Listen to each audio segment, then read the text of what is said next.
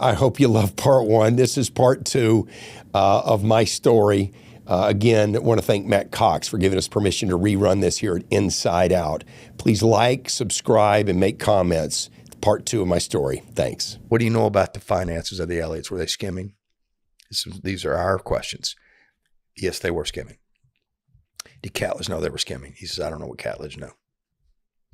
He says, what do you know about Catledge's pay? He goes, I don't know what he got paid, but we paid the company 20% of every transaction. Okay. Is there any way, do you have a feeling, maybe not fact, do you have a feeling about Catledge's knowledge of theft of the money? He goes, well, my feeling would be he wouldn't approve of that because it's his clients, his company's got a pretty good reputation, and it wouldn't serve his best interest. It's the right answer. Right. He's given the right answer, but you don't know till it's asked, right? Yeah. And you don't know, is he scared? You don't know. Have they got to him first? Is he concerned about being charged himself? I swear to you, these are all real things. So we go through hours and hours of this, and this thing is a green flag, man. This is a wonderful interview. This guy's a truth teller, and it's going good. Well, it ends. My boys shut the binder. They dismissed him to go back to his hotel.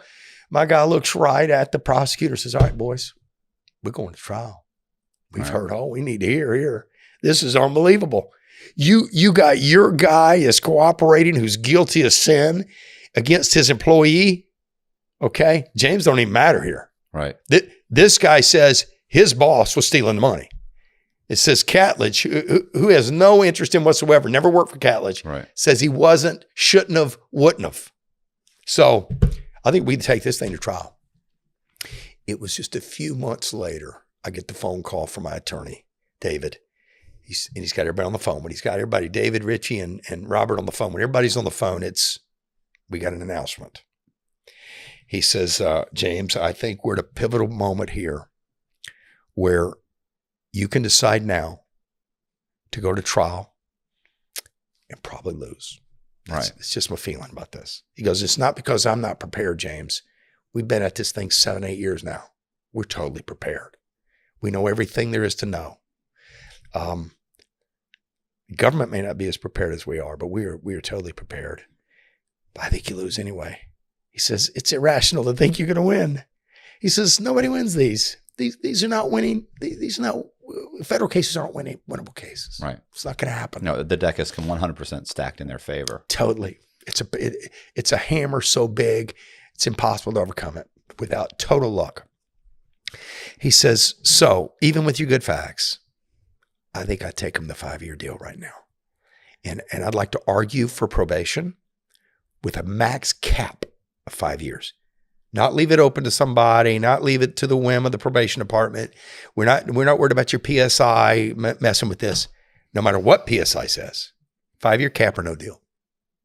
5-year cap or we go to trial. He says, if I can get that cap in place, will you take that deal? I said, get the cap in place. Yeah, he goes, I'm not going to bother with it. He goes, we're either going to trial or you're going to let me negotiate in good faith with your permission that's acceptable. I said, okay, I'll do 5. That's the first time. It's the first time my mind crossed into, wow, I'm actually going to go to prison. Right. And I'm agreeing to it, which was so tough, Matt, for me to get there. And I remember calling my mother immediately after that call. I said, Mom, she's been with me through the whole thing. She's been right there. I said, I want to talk about something with you, and I just want your gut or your opinion. She's got good judgment. I said, I've agreed to do 5 years. She's dead silent because she knows I'm innocent, right? Right. She said, son, I feel good about it. Just like that. Son, I feel good about it. I said, you feel good about me going to prison? She says, no, I was just telling you my reaction when you said that was, let's get this over with. It's over. Right. If they can get that done, I feel good about it. And I know you'll be fine. You're going to be fine in there. You'll do well in there. Right. She said, don't be afraid of prison. She says, it's the fear of prison that keeps the government as the bully. When you take away that fear, they can't bully you because it doesn't matter. You're not afraid of the time. I said, well, I think I could do 5. I did my Mormon mission, man. Hey, listen, that's hard. Okay, that's hard. Right. I think I could do time. They don't require you to knock doors in there. They don't require you to report at 9 o'clock your numbers. Midday naps, a lot of racquetball, Right. All the tennis. Yeah. Got very good at pickleball. So with that, I felt confident. Mom signed off on it basically. And I thought, well, listen, this is the lady that'd be worried. This is the one person on earth, even beyond my wife, who would be very concerned about this. And if she's okay with it, why shouldn't I be? So I called David back and I said, I want you to proceed in earnest to get this done. Let's get this thing over with. He says, all right, I'm going to push them around. I think they'll do it, James. I think they don't want to prepare for trial. Right. And I think they've got some issues with this case, and they know it. They know it better than we know it. They know their issues. They know their witness is bad too. Derek Elliott is a bad witness. I said, all right, let me know. 3 days later, they called me back and they said, we got it done. And I'm going to send you the statement of facts, which basically take the 4 corners of the law and allow them to box you into 1 count of mail fraud. I need you to read the statement of facts and make sure you're comfortable with it. Well, they send it to me, Matt. It's completely made up. Nothing in that statement of facts is anything about what I did with the resort of the project. Nothing. It's offensive. It's so bad. It's exaggerative. It's not true. It's completely offensive. And so I said, I'm not signing off on this. He said, it's bad. I don't like it either. Here's what I'm going to call the guy back and I'm going to tell him to give us permission to write the statement of facts. And you can write what you think you did wrong. It can swear to a judge that you did wrong under oath. And that when that judge quizzes you from every angle about taking responsibility, you can say, absolutely. Because I need you there, James, because she's going to hate this. She would like your facts in front of a jury. We know that. We know that the government has not presented anything to date that shows you were guilty of anything, that you knew anything and said something different. We know that, and we know she knows that. She's going to be surprised that you're taking 5 years and that they're willing to take 5 years on a $180 million crime with 644 witnesses. Right. This is not adding up. So I need you to be able to look her in the face and say, I take full responsibility for this. I feel terrible about this. And I wish it had never happened. And I would do anything to restore these people's money to them. I would do anything. And we're so far beyond that. I need you in a position to have that conversation with the judge and all those people that will be there. I said, well, let's get busy with the thesaurus. Let's go. Let's figure out what this thing needs to look like. And we literally played word pretzel for 5 versions of this thing. No, we needed to say that. No, we got to keep that in there. Well, it's not true. You need a bunch of stuff that's not true in here. Or can we go with the truth? At some point, somebody's got to want the truth in the statement of facts. I mean, it's really crazy, Matt, that we're having this conversation with folks who don't really want the truth in there. Right. They want their narrative that they indicted on. They need it to look kind of like that. And we've really departed from that at this point. We're down to 1 count of mail fraud where they found an email. They showed me the email where I instructed the Elliots in the Elliott organization, make sure when you send the next update, you give them specific instruction timelines, put photographs in there, please, of the elevator shaft, all the things you did. I want photographs in there. Now, I'm now guiding the mail. And as you know, if fraud occurred, mail was used, and I'm now guiding the mail. So they're okay. So, and they're saying that was an instructions to fool, right? Like that's okay. But either way, you had an email that said, you're really just trying to inform your clients that things are happening. That's what that is. But they know they're gonna twist it. If we can get on the stand, we can take this email and have Elliott twist it. Yeah. And so he's constantly telling us what to tell the clients. Many things that weren't true, we were told to say. And right. Yeah, he was bullying us a lot. Yeah. That's what they were going to go with. But I must tell you, with the heaviness of all of this, we decide to do it. They accept it. The statement of facts goes in, and now it's time to be sentenced. And we have the right to argue down to 0, probation, up to 5. The judge, 2 hours into sentencing. Sentencing is supposed to be 45 minutes. All right. 2 hours. I got my whole family and friends there. Many of my advocates are all there. 2 hours in, the judge says, you know what? I don't like this. I don't like any of this. I don't like the fact you accepted a plea deal after all these years. Why would you do that? Our Constitution gives you a right to take your facts to a jury of your peers to have your name cleared. And you were giving that up today. And I'm not sure I'm comfortable with it. She says, I would like you, Mr. Catledge, to meet with your attorneys because I'm about to recess. I need you out in that hallway meeting with your attorneys and talking this through. Is this really what you want to do? Now, I'm going back into my chambers with my law clerk, figure out how I can undo this because you guys signed a binding agreement that the only way I can undo it is I can't mess with the time.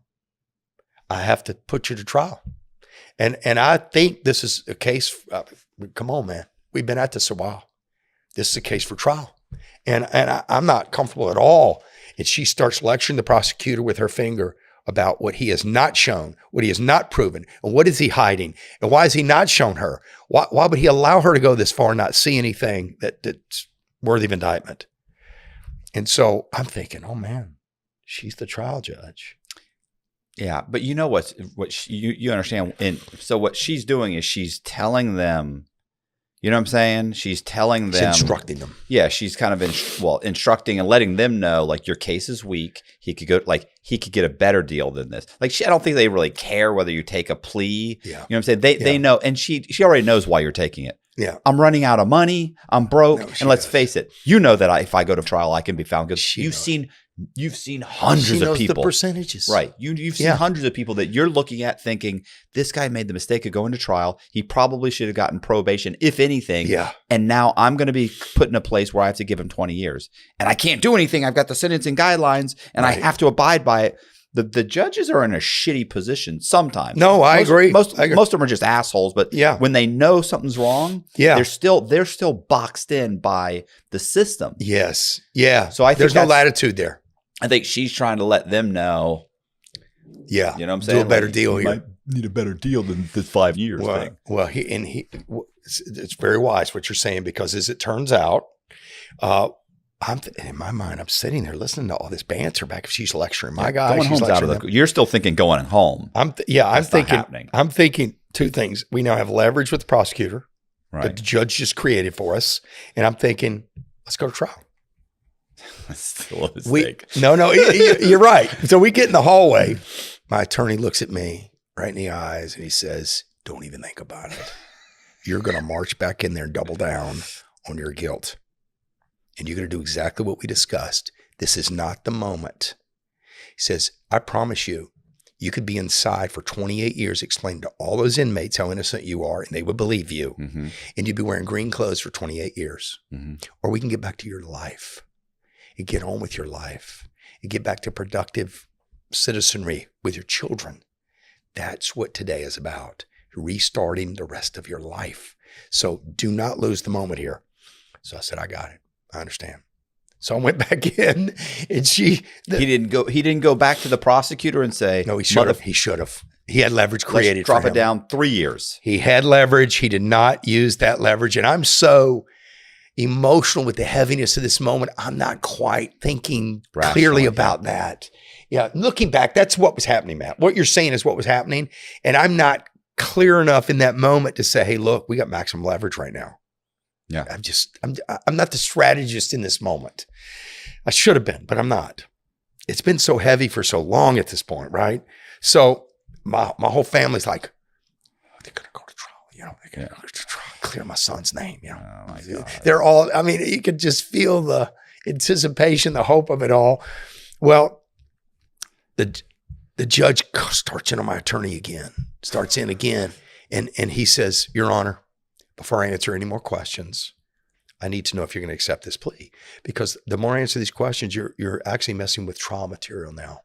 And I need to know before Mr. Catledge answers anything else, before I answer anything else, are we saving this information for a trial, or are you going to accept this plea?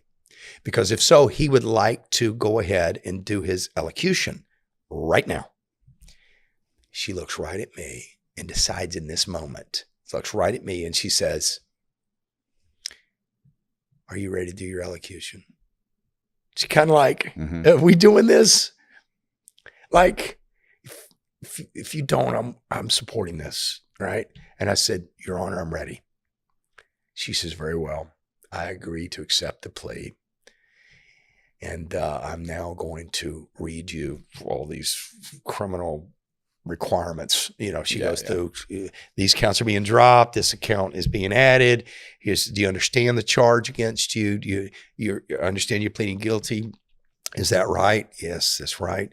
And has a gun been held to your head? Are you on drugs? Are you drinking? You have sound mind? Has anyone threatened you? You know, the whole thing. And then she says, do you have anything you'd like to say? You don't have to say anything, but if you would, this is your time. And I did have something to say. And my guys had kind of helped me write it. I wrote it, and then they, we're not saying that. Yeah. They cleaned up all the stuff, that I shouldn't say.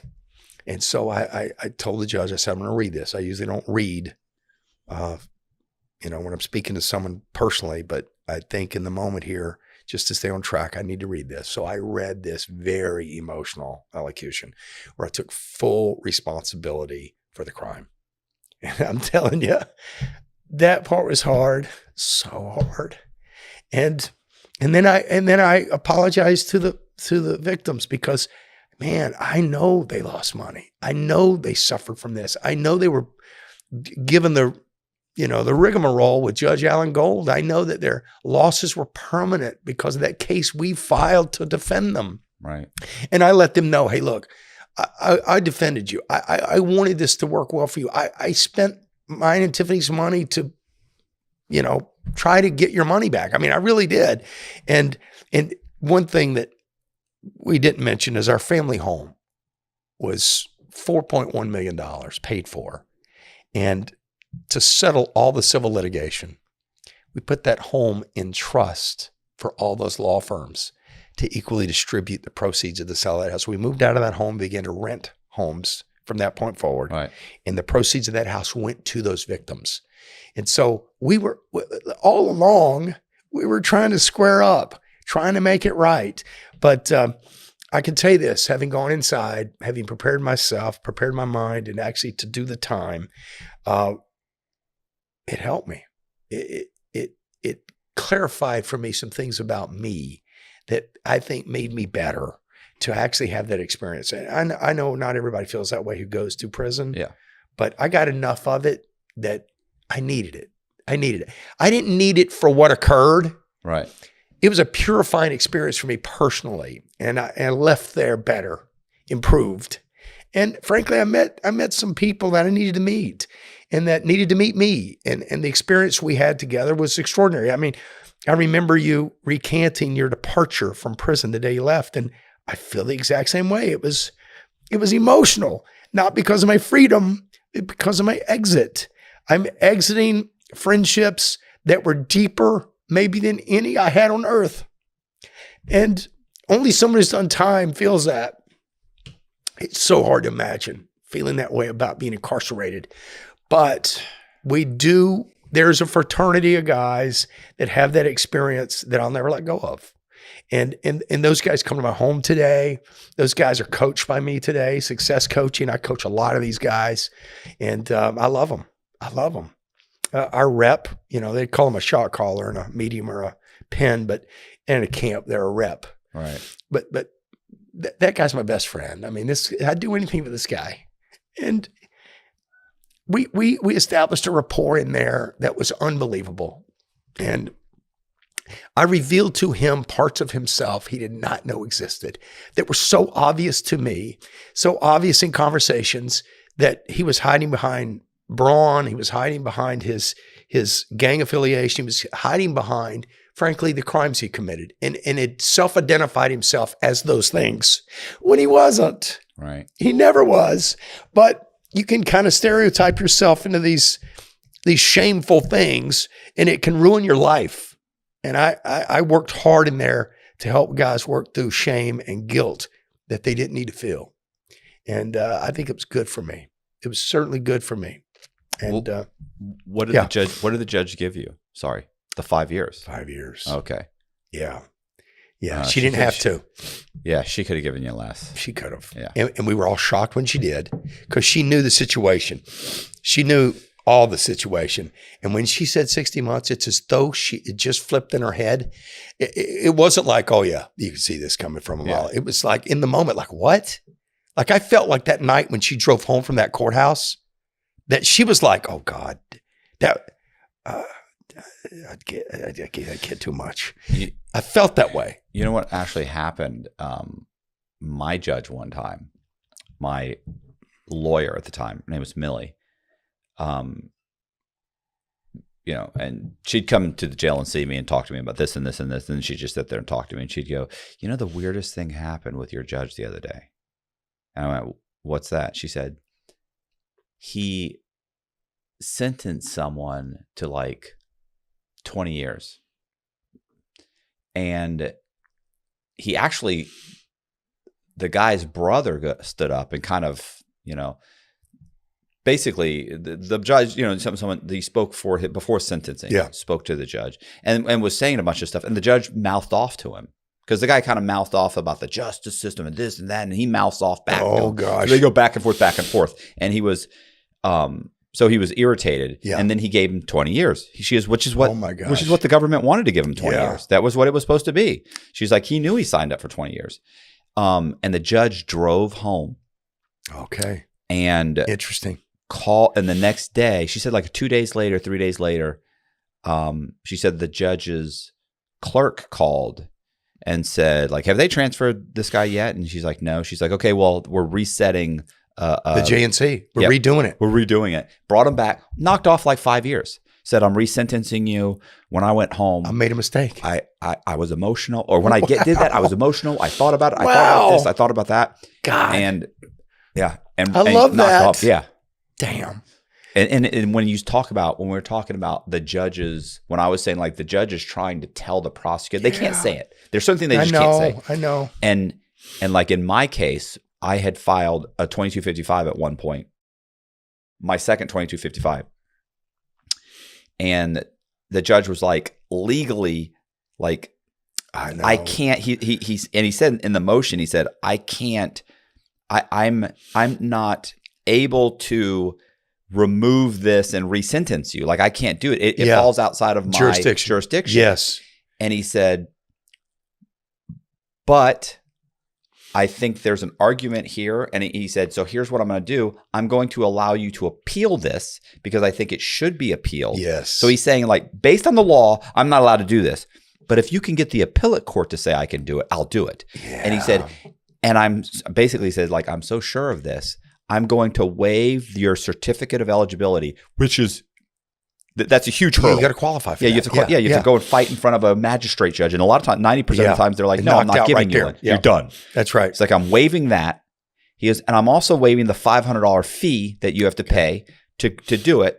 He said, so when I got that and I read it, and I read it and I thought, man, this guy just he fast-tracked it. Well, yes, but I read it and I thought he denied my appeal. And I gave it to the guy doing my legal work, Frank Amadeo. And he read it and he said, man, he just told the U.S. government that he believes that he should have the jurisdiction. You have a case. Yeah. And and they're wrong. And every single block or whatever wall that's in your way, he just knocked them down and said, I love that. And he also told the appellate court this, like he's telling them, there's meat on this bone. Yeah. Well, not only that, like he was saying, the way he said it was like, I want to be able to do it. Yeah. Give me the right to do this. Yeah. And so, and here's the reason. And so Amadeo was like, I was like, okay, so we're going to appeal. He goes, yeah, we're going to fight the appeal. We're going to do the appeal. We're going to do this. We're going to do that. I'm going to start writing it. before any of that happened, because also the prosecutor knows that's what they know, that language. They know what's going on. I don't. Yeah. I thought I just got denied. Oh, yeah. He said, no, you just got, this is almost as good as being resentenced. Right. Before we could do anything, they immediately try to give you less points. They filed a 1-level reduction and this, and they immediately, Your Honor, give him a lawyer. We want to get this. So they wanted to circumvent that completely. Totally. So they still had some control of it. Oh, yeah. It could minimize the damage. Right. And so, because it could be much worse for them. Right. Because now they're in a negotiation as opposed to just being forced to allow the judge. And it would have shown precedence. Oh, it would have been precedent, which they don't want to be. No U.S. attorney wants to be the U.S. attorney that got precedence set that diminished their hammer. Correct. Yeah. In favor of the inmate. defendant. That's right. Now they do precedence in favor of them. Great. Yeah. That's but right. not. And they're like, the judge just told the appellate court. Exactly. You know what? File a Rule 35. Get him back into court. Get him a lawyer. Get him this. Let's limit this as quick as possible. Yes. So, but see, I didn't know that. It takes a lawyer to understand what's going on. Frank knew it instantly. Right. He read knew it. He goes, "Oh man, this is a roadmap to your success here." Yeah. I'm looking at it. I canned it to him. It looks like failure. In tears. I got denied. He's like, this is great news. Yeah, right. He sees it correctly. Right. I love that guy. And then, of course, when they file this over the next week or two. Yeah. You know what I'm saying? Yes. Or over the next month or two, they start filing, they start doing their thing. It's like, wow, you were right, bro. Yeah, man. Like and that's when they sent the lady, and she gets you the 3. Yeah. No, Frank said to ask for 4, but we would take 3. I hate to interject my thing. No, I love it. I love it. But I'm saying, like, I can see the judge saying all of this. Communicating with tea leaves. Right. Yeah. But in the end, it's like, look, man, I'm going to go broke doing this. I'm still going to lose. Yeah. You know, because you know they don't play fair. And even as much as a judge can do, in the end, the government can just. Oh, yeah. You know, they got all control, total power. The idea that, and we can discuss this when we talk about Trump, but the idea that a grand jury's in secret and that you can't have a representative in the room and that your lawyer can't be in the room, that you can't be in the room, and they're discussing your fate. Right. And then the idea that the script is secret, the transcript is totally secret. And I interviewed a grand jurist. Not in my case, but just happened to be a friend that was on a grand jury. She says, "James, we indicted 76 people over 18 months. I never didn't indict anybody." Right. She says, "Why would we? We don't even know the other side of the story. All we have is the one side that's completely designed to persuade us. We can ask questions, but it's of the one side. We don't have the other side." She says, "When I listened to your podcast, James, it was the first time I realized that I needed to have the defendant in the room to ask them about these accusations. And then I would bet 70% of our indictments wouldn't have occurred if we just had representative from the defendant's side." I'm just saying, you want another one? You want another? Tell me. I mean, one, of course, that's completely. You're right. It is the grand jury system is completely unfair. The second thing that's unfair is that a jury has no idea what you're facing. So people think, oh, well, the jury must have been okay with him getting 30 years. They found him guilty. They knew he could get 30 years. No, they don't. No, they don't. All they know is he guilty or innocent? Of the 4 corners of this crime. Right. So like 90, I'll bet 80 to 90% of the discussions in there, because I've known people that were on juries. Yes. Where people were saying, I want to go home. I'm tired of this. Yeah. We're here. This guy's here. Look. What does it matter? He's probably just going to get probation. Yeah, right. Or he's probably going to get a couple of years. Yeah, this is meaningless. Right. He's a gang member. He probably deserves at least, he's going to get 5 or 6 years, and he probably deserves that for something. Right. And then, of course. Right. They got him on this one. Right. So they find him guilty. Yep. And they think, oh, he's going to get probation. And then 3 months later, they read in the paper, the guy got 25 years. And the first thing 90% of these people say is, had I known he was looking at that much time, I never would have found him deliberations guilty. would have been much longer. Right. Yeah. This wouldn't have been a lazy deliberation. Yeah. No, that's right. The sentencing guidelines are not part of the jury instructions. No. Never. No. I know it. So they have no clue. The only time they're allowed to know what you're facing is if you're facing the death penalty. That's it. The only time. Yeah. You understand that if you find him guilty, he may end up receiving the death penalty. It is a death penalty case. Okay, we know that. Yeah. Capital and of course, case. Those are so overwhelming, horrific anyway. The heaviness of and they usually get them. Yeah. To wrap this up in total, I got to self-surrender. They didn't hold me in a transfer center or anything like that.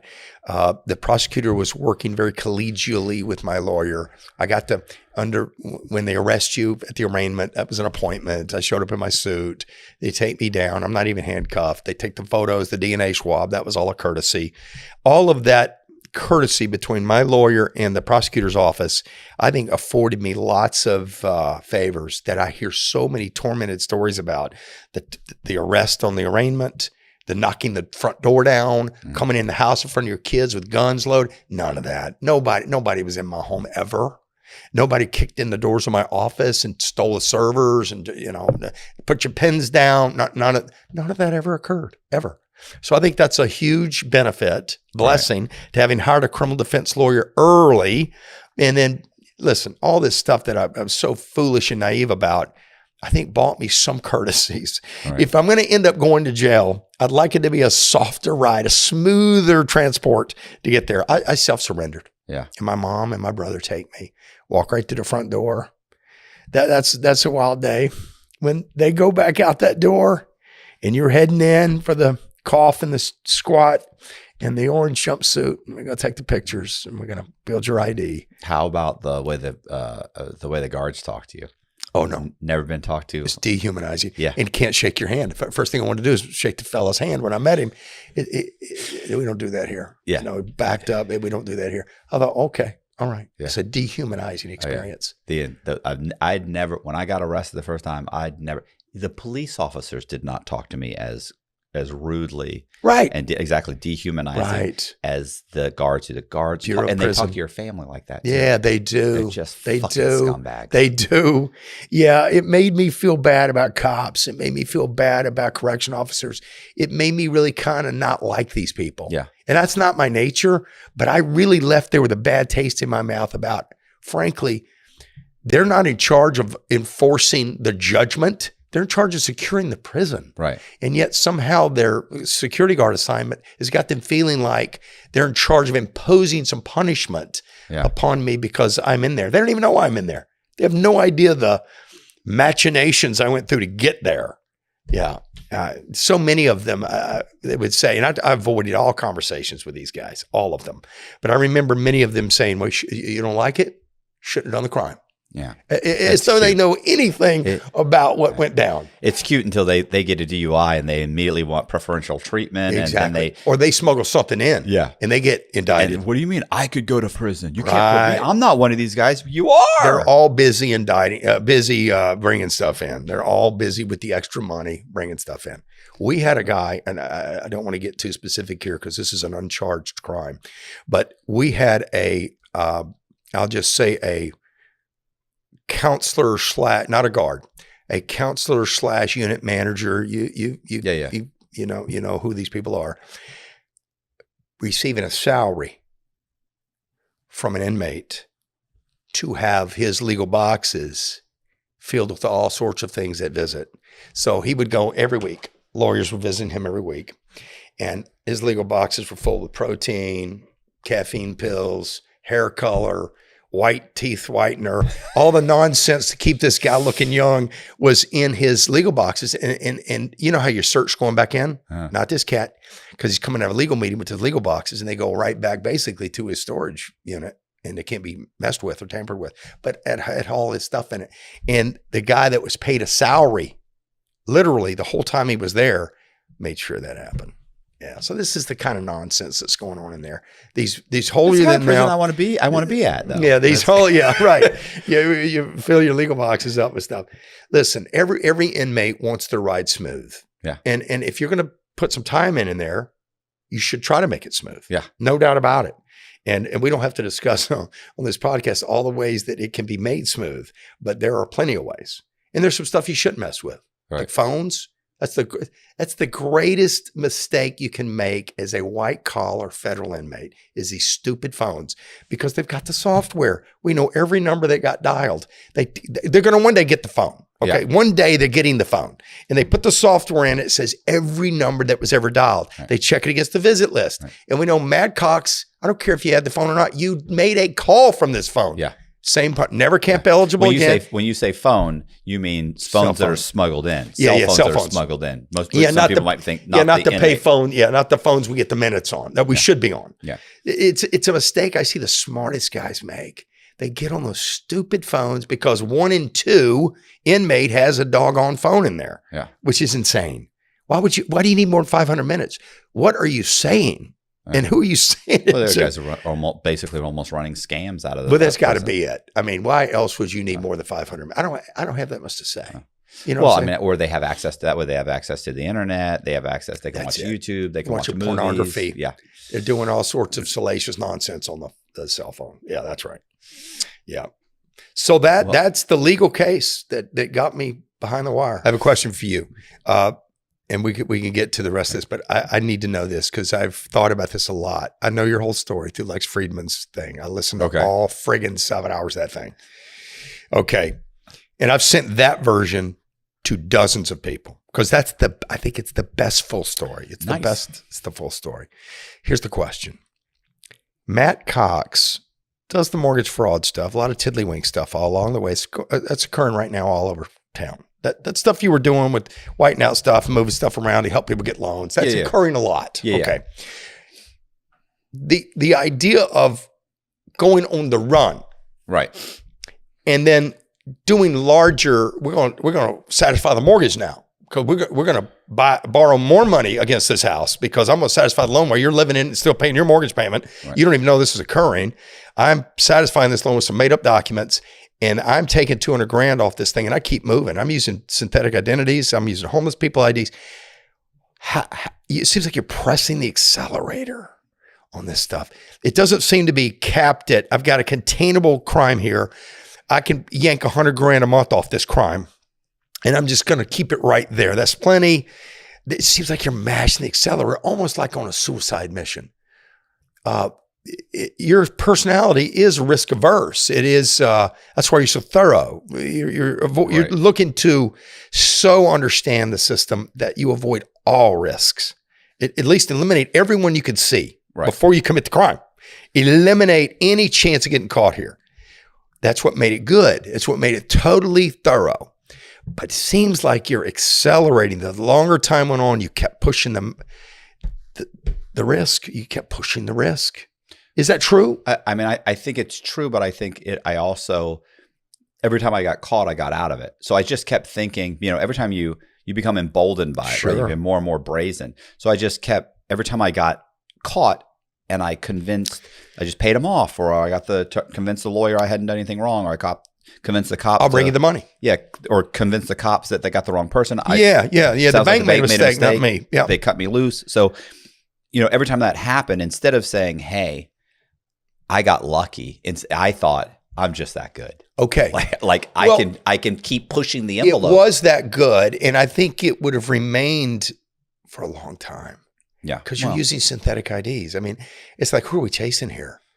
Is it a John Doe? I mean, what is going on here? The girls messed you up. I mean, the ladies that you had in your life, for whatever psychological issues they had, they messed you up. They reported this. And they got them on your trail. And then, of course, the lady you were in business with ratted you out and had the tape recorder at the pizzeria. And, hey, we've never lied to the FBI. That whole scene right there, that's BS.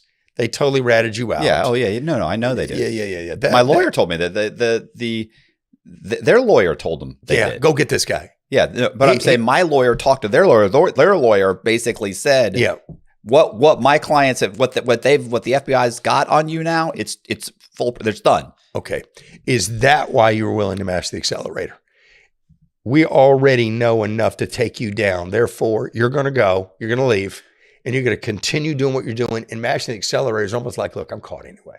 Well, I mean, once I was wanted, there's I'm squeezing the juice out of this thing. The governor's off.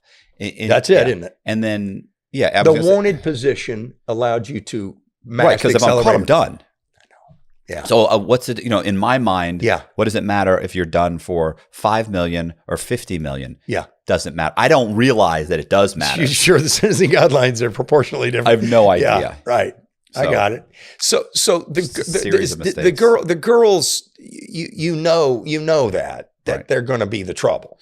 Well, okay, here's and the thing. And you're keeping your ID different with them. Well, here's the thing with that is that everybody always, not everybody, but people, I think people that are prone to figure out where did he go wrong, where most people are just being entertained. The guys that are like, where did he go wrong? Sure. Always zero in on every time you've been in trouble, it's because of a woman. I never once thought that until I did the podcast with Danny's. You didn't make the connection. I never really considered it that there was, you're right, there was a woman involved in every one of those. I never thought that until I looked at the comment section. Everybody was like, bro. The girls. Women. The women always get people. Women always, and they would go on. I was like, no, I don't think of, and I started playing it in my mind. I thought. Every time. Gretchen, Amanda. They shut it down. Yeah, every single, Becky. They brought them to your door. Every time. But I never really thought about that because I always kind of thought like I had up or I wasn't thinking that it was, my choice in women or that women were. Take all those women out. I always think Do you get caught? Oh, no, I think I'd still be on the run. I do too. Because I also think that. I do too. The one thing I've always said is that Becky, and I knew this from the beginning, when Becky got caught and got this lawyer. Yeah. The lawyer got so much attention because this was just local newspaper article. Yeah, Tampa. Wasn't until this lawyer who worked for like the Johnny Cochran law firm, right? You see her to this day. You'll see her on CNN. Forget her name. I have it down somewhere.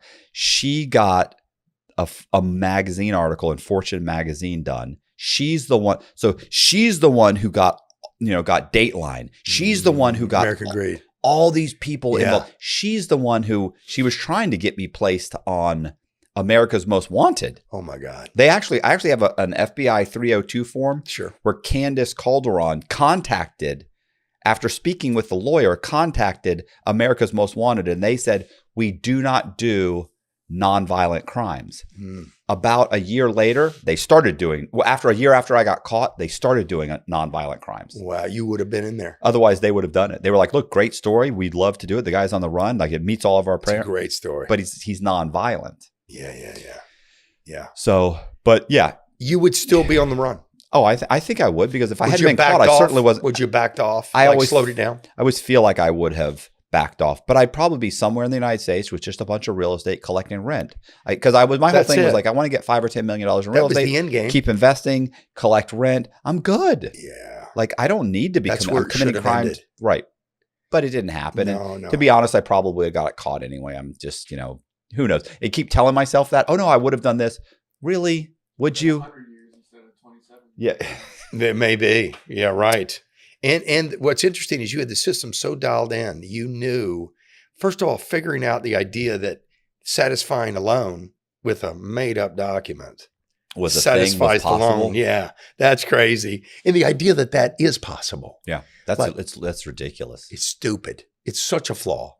Yeah, and because you got caught, all those flaws have now been revealed.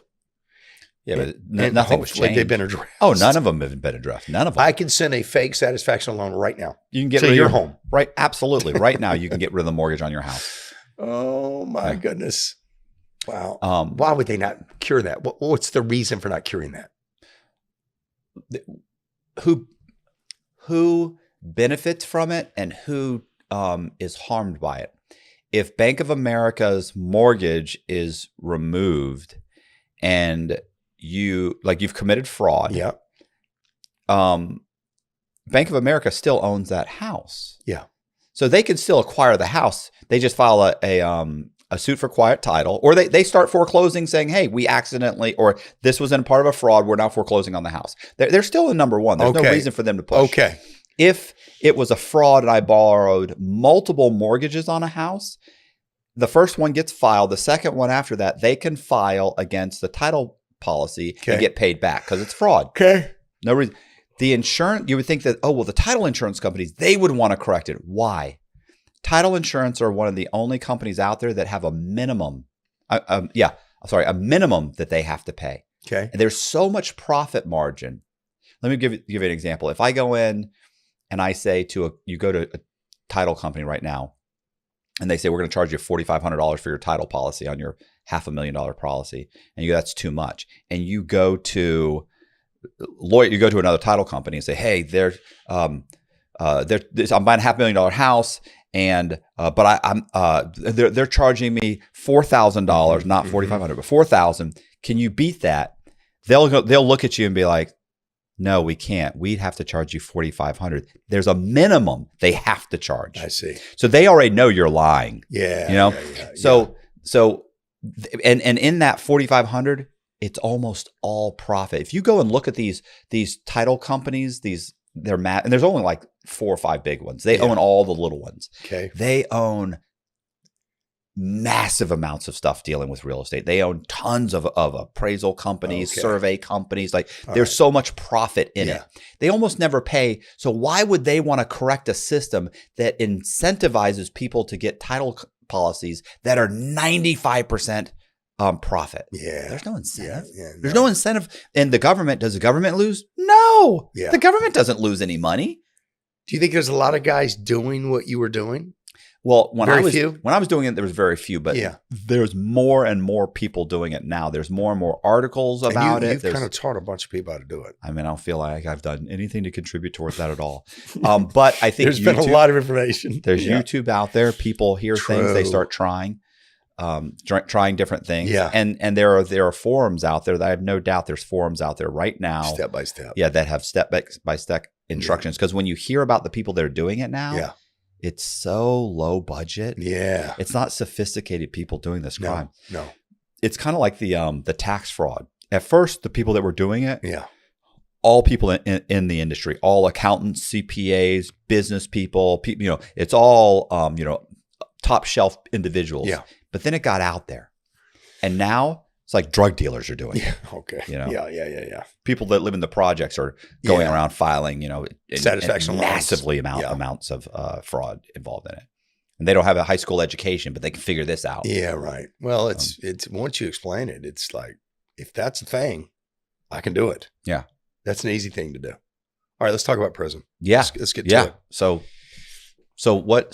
how was prison?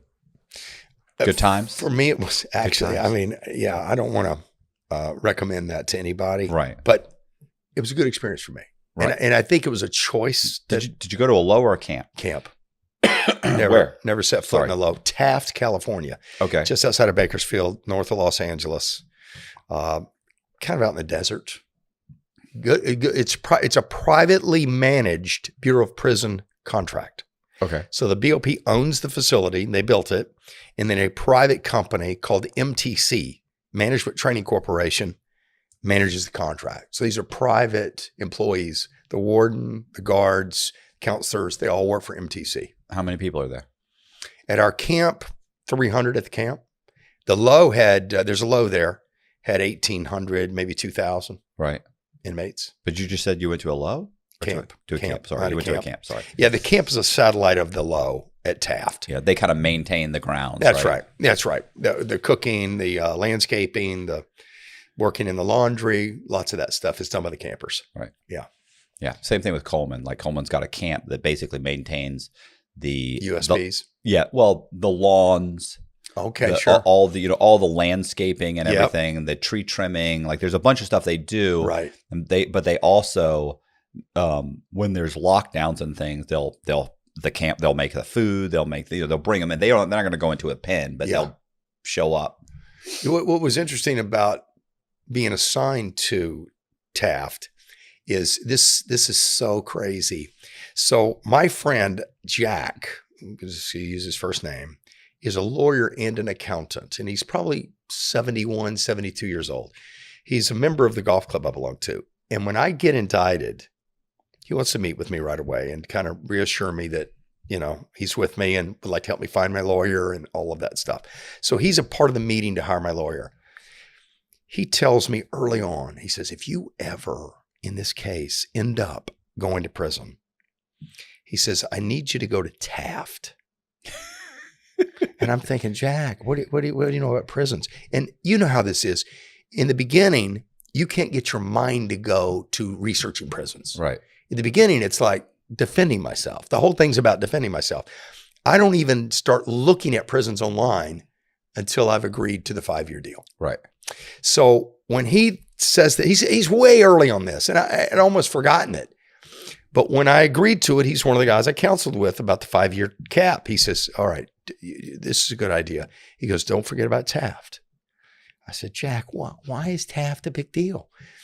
And it happens to be close to Las Vegas. It's within 5 hours of Las Vegas. So my mom can get there. My kids live in San Diego. They can get there. So it's kind of central. Yeah. And he said, James, the guy that owns that prison contract, the head of MTC, we raised our children together at Salt Lake Country Club. We're friends. And we play golf together. And I'm going to arrange for you to play golf with the owner of the MTC company who has the contract on Taft. Now, I got to tell you, it was very, very clear. You do not ever call me, but I will make sure things run smoothly for you. Right. Yeah. And I know this guy has 27 contracts for federal and state facilities. This is a big part of his life. And I'm there 90 days. Now, your first week is the hardest. Your first week is like, oh my God, I'm sleeping in a warehouse. Yeah. These are concrete floors. Why are these guys not being quiet? Right. Why are they so damn loud at 10 o'clock and the lights are out, for God's sake? Can we? Did they hear the guards say It's not a lights are out? slumber party. Everybody be quiet? What is happening? It's like a slumber party for teenagers. It's like I always say it's like a really, really shitty summer camp. Yeah, well, it is. That's a good way of putting it. That's exactly right. So the first week's terrible. About 90 days in, James Catledge to camp control. James Catledge to camp control. Now, whenever you hear that, you're in trouble. Okay, nobody gets called to camp control to see how your stay is. Right. What is that, like the lieutenant's office? It's like the this is where all the guards warden? are. Not the warden. Warden's up at the low. Okay. Camp control is the camp boss, the director, all the guards are up there in the eye. I would think that'd be like the guard shack. Like the guard shack. Yeah, that's right. The bubble. This is where they're running things from camp control. Yeah. They're probably playing poker now. I don't know what the hell they're doing. It's two-way glass. They're behind there doing God knows what. Well, when you get called to camp control, it's usually something's going down. Somebody's told on you about something, or you're about to go to the shoe, something like that. So two of my buddies roll up with me to camp control. And we get there and the warden says, what the hell are you two doing here? And they've been around a while. And they said, we're here because you call Catledge camp control. We won't find out what the hell's going on. And she said, well, it's none of your business what's going on. You guys need to get out of here. So they leave. She says, Mr. Catledge, just take a seat right in here. This is the hallway outside of visitation. It's the hallway. It's classes now. We use it for classes when it's not visitation. But this is the hallway, like the lobby, where the cushioned chairs are. It's the only cushioned chairs in the facility. Mm-hmm. So I'm seated in those chairs. She says, James, do you know Catledge? She says to me, Catledge, do you know? I can't say his name. Right. Do you know so-and-so? I said, I sure do. And she says, okay, well, he's on his way over from the low to see you. And this is the warden, man. Right. And it's a female. And she's a little concerned about, number one, how do you know this guy? What is up here? And I see him because I know him. Yeah. He's coming through the door into this hallway area. And he sees me. Oh, and he's got a couple of lieutenants with him, and there's the assistant wardens with him. He sees me and he goes, Catledge, how the hell are you? He bypasses these guys, comes over, gives me a huge hug. Now, this is completely inappropriate. Yeah. Grabs me, hug. He goes, how the hell are you, man? How the hell are you? And everybody's standing there aghast. It's guards. It's the associate warden. It's the warden. I said, I'm doing great, Bob. Everything's great here. Everything's fantastic. He says, I'm glad to hear it. He says, Warden, do you have a place Catledge and I can meet privately? She says, you don't want a guard in there with you? He goes, oh, heavens no. Why would I need a guard in there? This is my friend. Well, we meet privately, and he says, "Are you teaching any classes?" I said, "No, I'm not teaching any classes." He goes, "Do you want to?" I said, "Actually not. I would prefer not to teach any classes." Right. He says, "Well, if you want to, let me know and I'll let the warden know." I said, "I don't know if that's a good idea." He says, "Tell me about the washers and dryers. Anything not working?" I said, "Well, there is a dryer not working. I have a guy helping me with my laundry, and he says the dryer's been out and he has to wait extended periods of time to get the stuff dry." He goes, "All right." He says, "How about the microwaves? How are they working?" I said, "Well, I think they're all working. To be honest with you, I don't do a lot of cooking with the microwaves, but I think they're all." He goes, "Okay, all right, no problem with the microwaves." He says, "How's the food?" I said, "It's horrible. It's horrible." He goes, "We're doing our best." He goes, "We're on a limited budget. We're doing our best." He's wanting to know a full survey on the food. I said, "Please improve the food. I mean, if you're able to do it, man, please." And he says, "We're going to get that dryer fixed." He goes, "You count on that." Well, I said, "It's so nice of you to come visit." He goes, "Are you safe? Everything okay there?"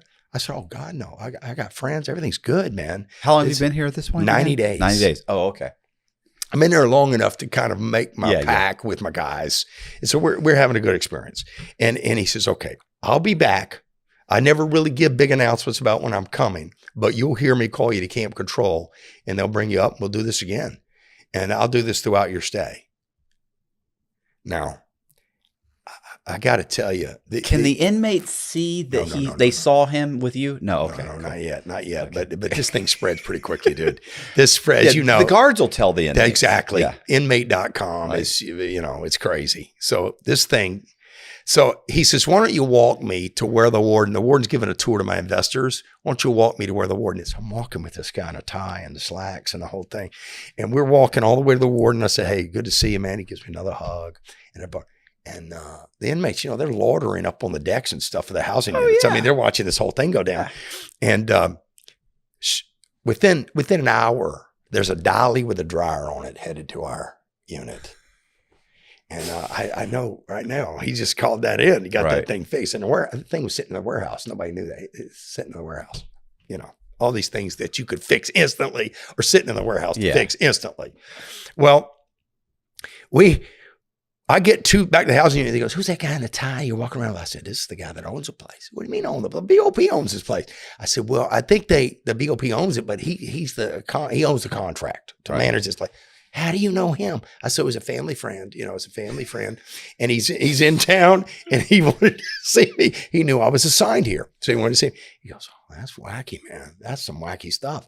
My counselor calls me to her office. She says, "I understand you know Mr. So-and-so."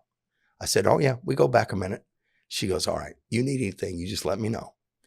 The warden comes and she says, "Listen, don't call him for anything. You need anything, you tell me. Don't call him." And I said, "Oh, I didn't call him this time. I would never call him." Right. She says, "All right, just if you need something." So they don't really know the extent of this relationship. And I almost think he doesn't want them to know the extent of this. Right. It's almost like he wants to keep them on their P's and Q's. Right. He wants them on their toes, and I'm a great pawn for that experience. And it turned out pretty good. I mean, anything that needed to be fixed or repaired, I just let the team know, "Hey, look, we got to get this fixed in here. This is unacceptable. This is unacceptable." And they're going to the warehouse they're rattling through stuff trying to find stuff. We got digital TVs installed. We got, so we're watching the NFL on full 4K. Right. We got digital. They were all in the warehouse. I had a guy come report to me. He says, "Catledge, did you know that there are digital receivers in the warehouse for these TVs in these TV rooms?" I said, get them, bring them in here. What are you talking about? Bring them in here. He says, "I can just bring them in here?" I said, "Bring them in here." So he brings it. We put it in the white TV room first. Right. We do it at 2 a.m., the last evening count before the morning. So we get that thing all. I got a digital guy in that knows how to do all this TV stuff. So he does it in the white TV, and we are popping with 4K. It's like unbelievable. Well, we share a room with the Islanders. They're in a skinny part of this large room, and they got a TV. We got 2 TVs in our room that we've done digital on. So the guy that's in charge of the remote control and the Islander, he goes, "Hey, Catledge, what's going on with the TVs?" I said, "You like that?" He said, "Hell yeah, I like that." He said, is there another one of those thingamajigs that you guys use to get that tuned in like that?" I said, "Let me find out." So I tell my guy, that warehouse guy, I said, hey, look, how many more of those are in there? Give me the total count. He says, like 16 of them. I think there's one for every TV in all the housing units. I said, bring them all to me. God, they're such pieces of shit. They are. This stuff is sitting there. They bought enough for every TV. How many microwaves do we have for 180 guys? One? Oh, no. Yeah. We had like 8 per housing unit. Oh. Now look, we were overdone with the microwaves. At one point, we had 4. And then, no, I think we had 5 at one point. It got down to 1. Then they'd bring in 2. Then it'd get down to 1. Then it'd get down to nothing. There were scumbags in there cooking. You had to get past them. You had to wait in line. No. And here's the worst thing is that there were inmates that worked in the warehouse that would tell you that you talk to the counselor and he'd be like, we don't have it. We don't have the money. We don't have the budget. And then the inmates that work in the warehouse would say, it's in here. There's in here. 40 of them. It's on a shelf. Yeah. I got 40 brand new boxes of I just pick one up and bring it with me. Yes. They're like, no. And they would go, what? Who told you that? Who told you that? And you're like, well, I'm not going to tell you who told you. Right. Well, he's lying to you because there's none. Oh my gosh. No. We had full access to everything in that warehouse at this point. So we get all that stuff brought to the Islanders. We get his done. He says, thank you, man. I really appreciate it. We get that TV all dialed in for him. Then I got a buddy in the other housing unit that is the dude in the Paisa group. He's the guy. He's the boss of the Paisas on the yard. There's 75% Paisas. And I go to him and I said, you want your TVs tuned up? He goes, what do you mean tuned up? I said, well, it's blurry. Would you like it to be digital? He says, oh, yeah, whatever. I said, come over and look at our TV. He comes over. Oh, my God, those new TVs? I said, no, it's the same TV. We just got a digital processor added to the back of it.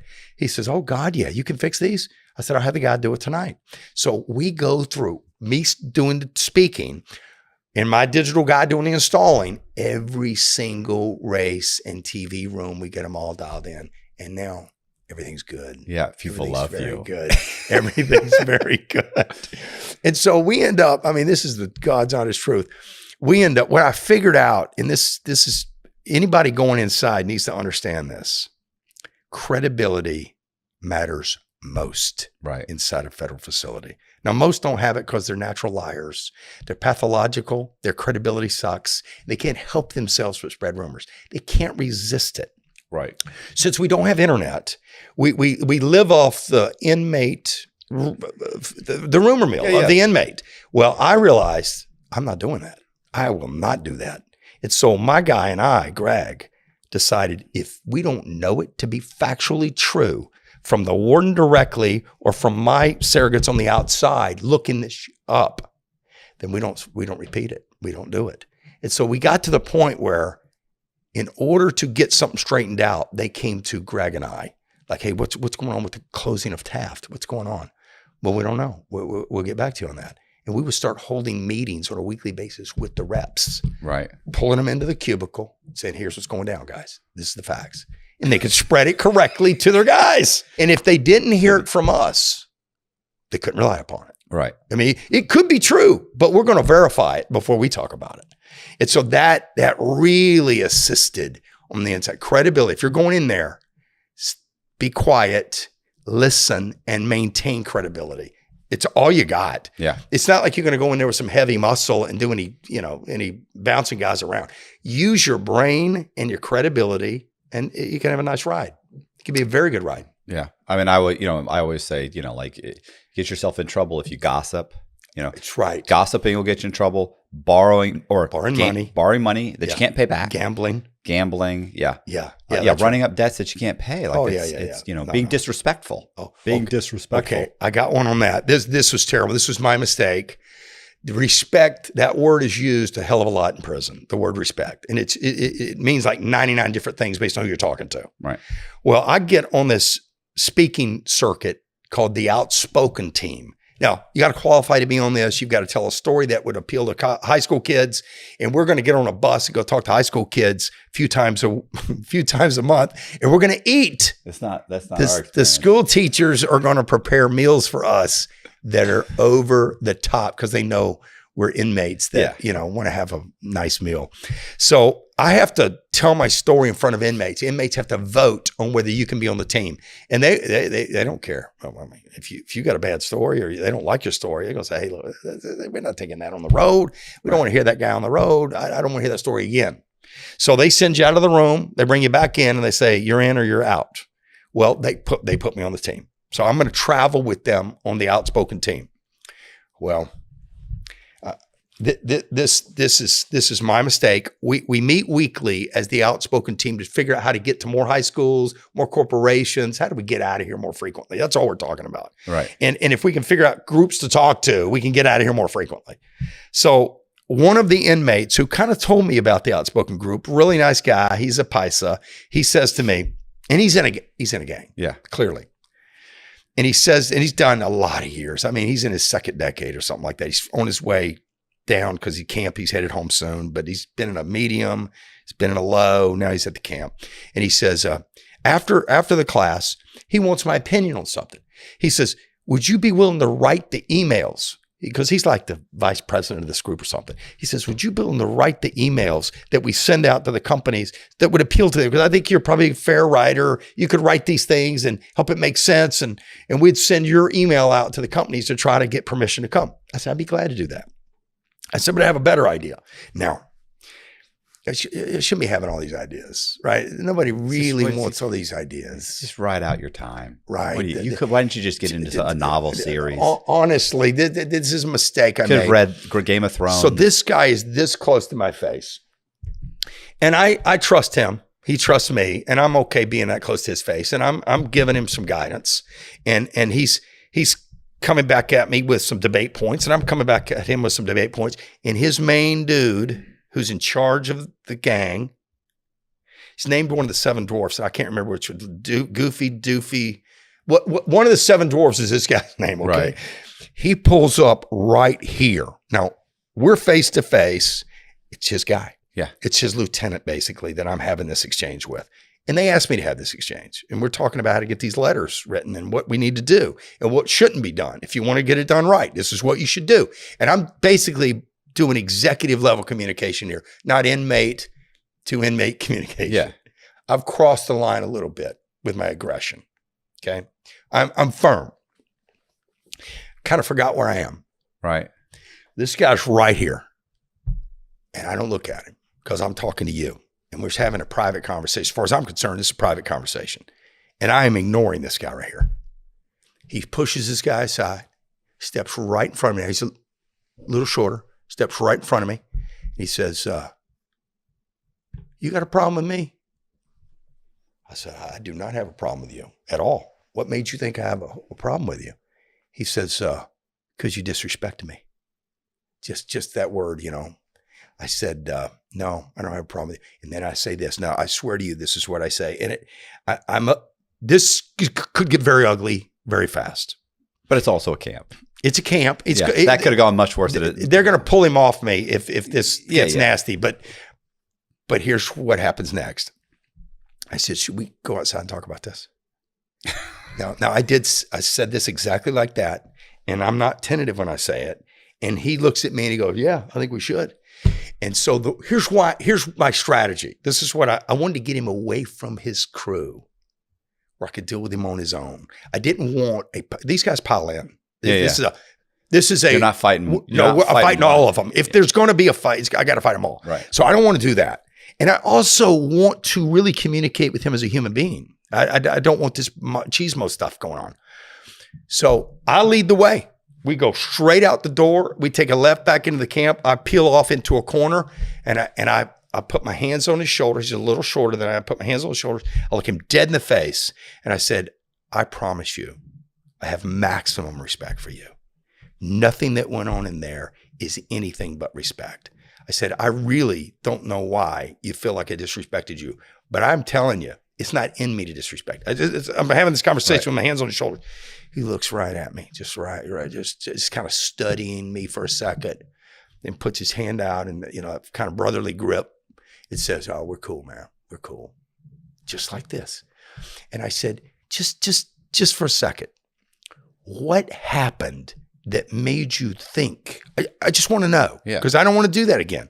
He says, you were talking to, I can't remember this guy. I can't remember this guy's name. Yeah. You were talking to so-and-so like he works for you.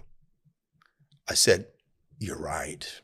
I totally was. I was completely talking to him like that. Because you know what? We were having a conversation.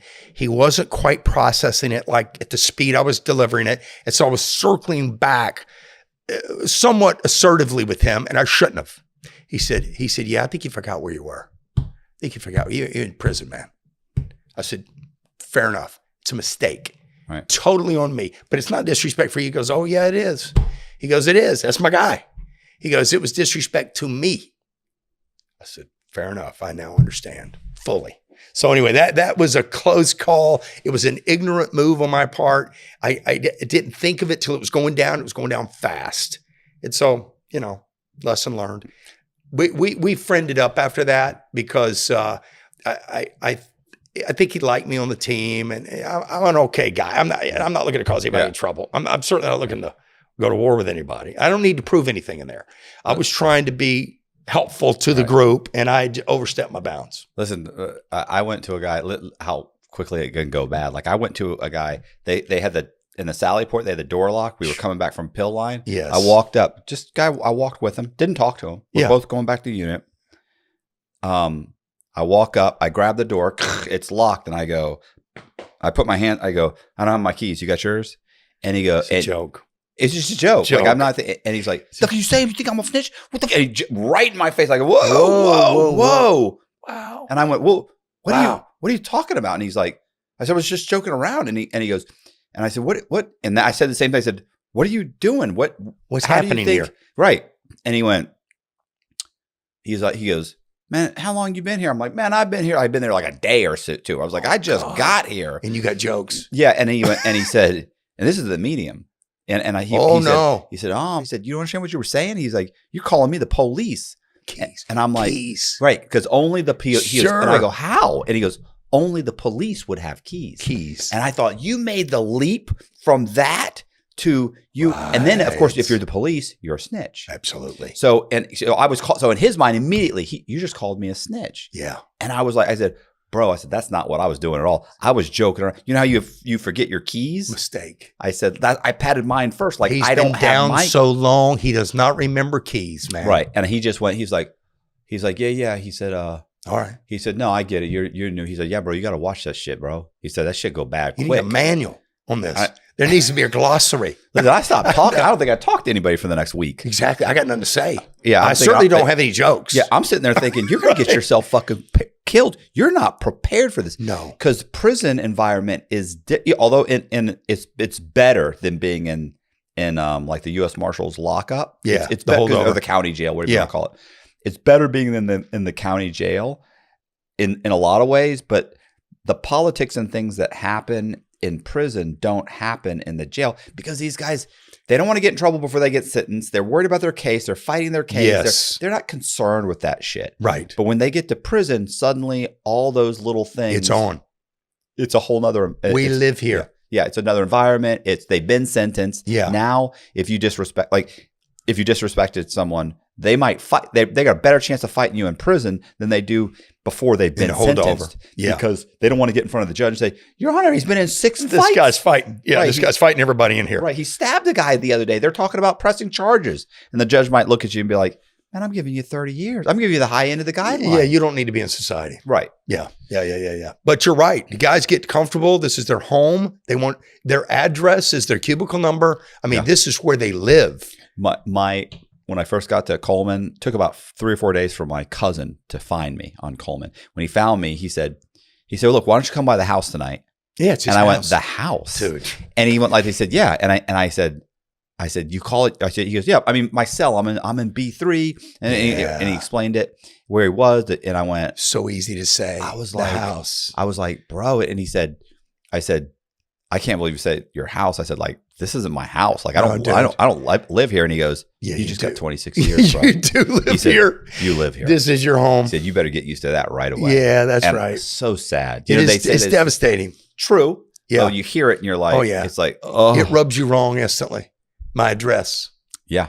Yeah, man. What are you talking about your address? I'm not mailing you anything. God damn it. Where do you stay? Yeah. Where do you stay? To me, I'm just staying here. He's like, all right, we'll see. All right. I'm going to give you one about being a snitch in prison because this occurred with a friend of mine. He's now a very good friend, but at the time it was more of a concern for the guy. He has Asperger's.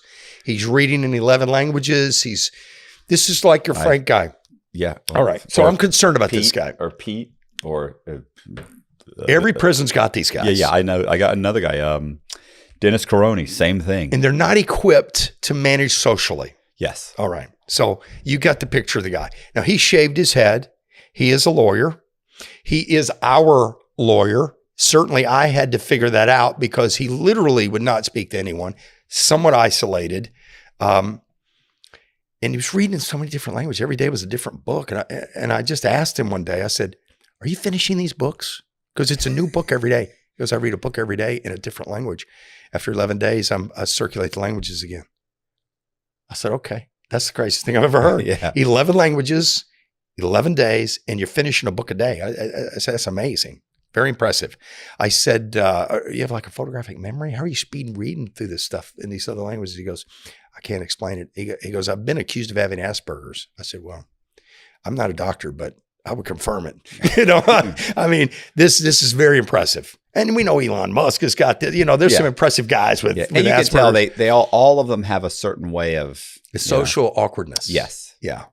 So he's literally isolated at his meals, at everything. And so I just include the guy. Okay. So I start tapping into his mind a little bit. The guy's brilliant. He knows everything. He wants to read my case. He wants to read the sentencing. He wants to read the J&C. He wants to read the transcripts. He'd like to have the 302 Senate. I mean, he's really fascinated legally and does have a legal mind. He's just gifted at this. Well, he's really getting a hard time from the Pisces, who are really running our yard. Our yard is run by the Pisces. And it just so happens the head of the Pisces in our housing unit is my cook. He's cooking all my meals. He's using a barbecue grill out back. He's got stuff coming in from the kitchen. He's with a few commissary items. This guy's making my meals. Right. And I'm not going to the mess hall or whatever. He is making and bringing them to me in my room. And it's good. Well, he does not like, this guy's name is Jay. He does not like Jay at all. And the rumor has spread that Jay's probably a rat. Like he works for the police. I mean, they just assuming the strangeness up there is a snitch. Well, Jay works in the kitchen as a dishwasher. Jay comes home from work to my unit, my cubicle, and says, I saw something today I didn't like. And he's really a righteous, right or wrong guy. He can't quite see nuance. Right. It's right or wrong with him. I said, what did you see you didn't like? He said, well, I saw a couple of those Pisces. They filled up a garbage can full of food.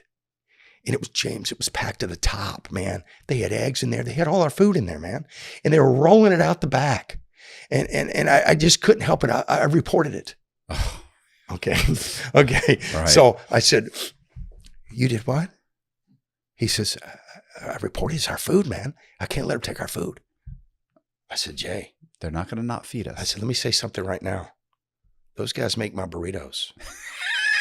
I said, you forget about right or wrong. The burrito How is this going to affect me? You've just interfered with a full economic system where these guys build burritos every day and sell extra protein to most of the guys in this facility. And I'm one of them. Right. I said, so you just basically stopped the distribution of the ingredients of the burritos. I said, who did you report this to specifically? Which guard? He said, the guy that runs the kitchen. I said, okay, what did he say? Give me the words he used. He said, oh, thank you very much. I'll get right on that. I said, oh, Jay. I said, Jay, what do you think he meant by that? He said, oh, I think he's going to get right on it. I said, so. Jay, I think he's in on it. Listen, man. I said, Jay, this guy's getting paid from the burrito gang for the money they're raising selling the burritos. I said, what he did do is he went and told the criminals that you've identified as thieves with the garbage can. He just told them that you're a rat. Mm-hmm. That's what just happened. And I said, that is whatever goes on next is underway now. Relative to you. He said, what goes on next? I said, Jay, I don't know the extent of it, but I know it ain't going to be good, man. There's all sorts of stuff they're willing to do. And there's some things you don't want them to do. Yeah. These guys are making money. They might be sending money back home. They might be. Right. Yeah. They're surviving. This is theirs. They don't get commissary money sent in, man. They sell burritos and they make their life a little smoother with that. I said, you just interrupted a whole economic channel here at the prison. He said, I had no idea. I said, listen, man, you have stolen from the kitchen from me frosting. Right. And brought it to me. I said, what makes you so holy that you find a guy with a garbage can with food in it? I said, you've taken a Tupperware thing of frosting and brought it to me. I said, that was, we should rat you out on this. I said, I don't quite understand how you're sizing this stuff up. He said, James, I'll be honest with you. I thought this was the food for the camp. And I said, it probably was, but they got more. There's a big warehouse here. They got plenty. Nobody's getting starved out here. Yeah. We're all going to get our food. I said, but these guys are running a whole separate situation that you should not have seen. It certainly shouldn't have discussed. If you see it, you don't discuss it. You're not the HOA. You're not 911. And you're not, you see something, you say nothing. That's what happens in here. You don't see something, say something. I mean, that's what they teach you at the neighborhood thing. Right. We're not in the neighborhood. We're in the place where you see something, you say nothing. He said, well, what do we do now? I said, I'm going to tell you, you got me involved in this. I said, you got me involved in this. All right. So I said, Jay, here's what I'm going to do. I'm going to go to my cook, Chino. I'm going to ask Chino if he's heard yet about the kitchen caper. So I go to Chino. Chino, we're friendly, man. Yeah. We're friendly. And I said, and I'm back in here. He's in the last stall, the darkest unit in the cubicle. He's in the basically penthouse suite. Yeah. In the housing unit. I said, Chino, you got a sec? He said, yeah, what's up? I said, did you hear about the garbage can full of food? He goes, oh yeah. Yeah, I heard about that. He goes, that ain't good. He goes, you know who that was, right? That's that bald-headed guy. Yeah. That freak. Yeah. That's what he says. I said, well, do you know what he thought? I'm trying to cut this off, right? The pass. I said, you know what he thought? He actually thought that was the whole food for the whole camp. And that these guys were heading out the back with it and to create some type of sabotage on the food in the kitchen. I said, and he told Montez, and Montez took it right back to the boys. He goes, oh yeah, that's for sure happened.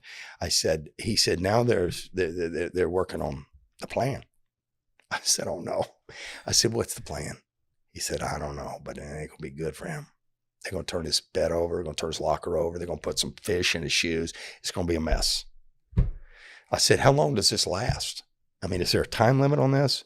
He said, well, what he should do is roll up, because what they're gonna do is stay on this till he rolls up. Right. They're just gonna torment him until he. So if he rolls up now, he can avoid all this.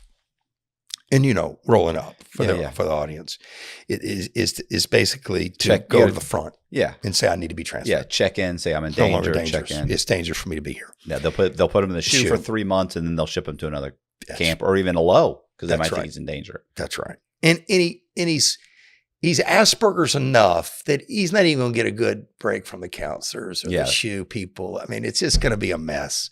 And so I said, Jay, I suggest strongly, you go roll up.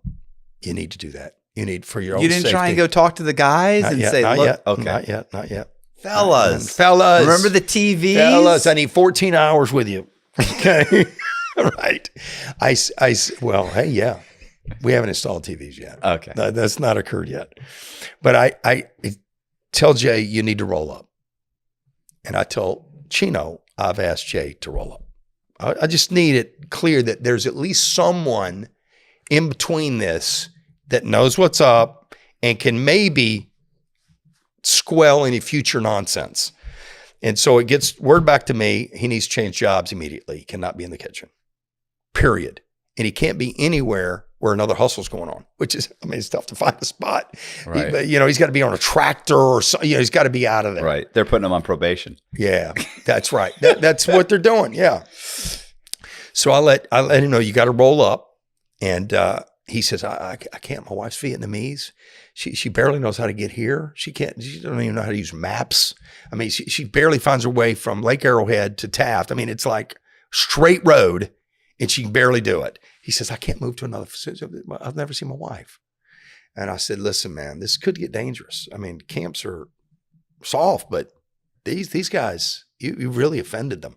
And you really blew it. I mean, this is a huge mistake.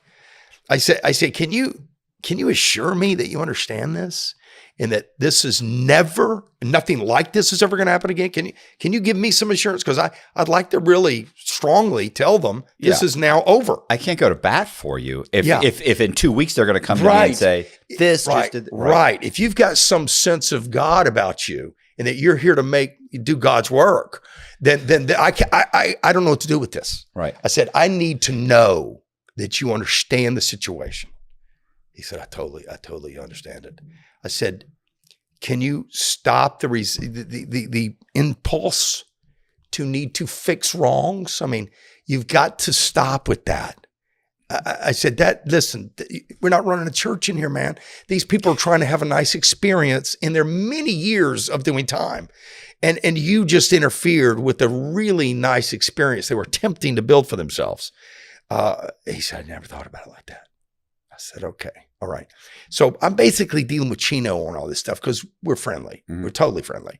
And Chino's communicating with some bad dudes. These are bad guys that are willing to do the damage and take the risk of turning stuff over. So every time he goes to the mess hall to eat, they're turning his stuff over. He comes back, they did it again. They did it again.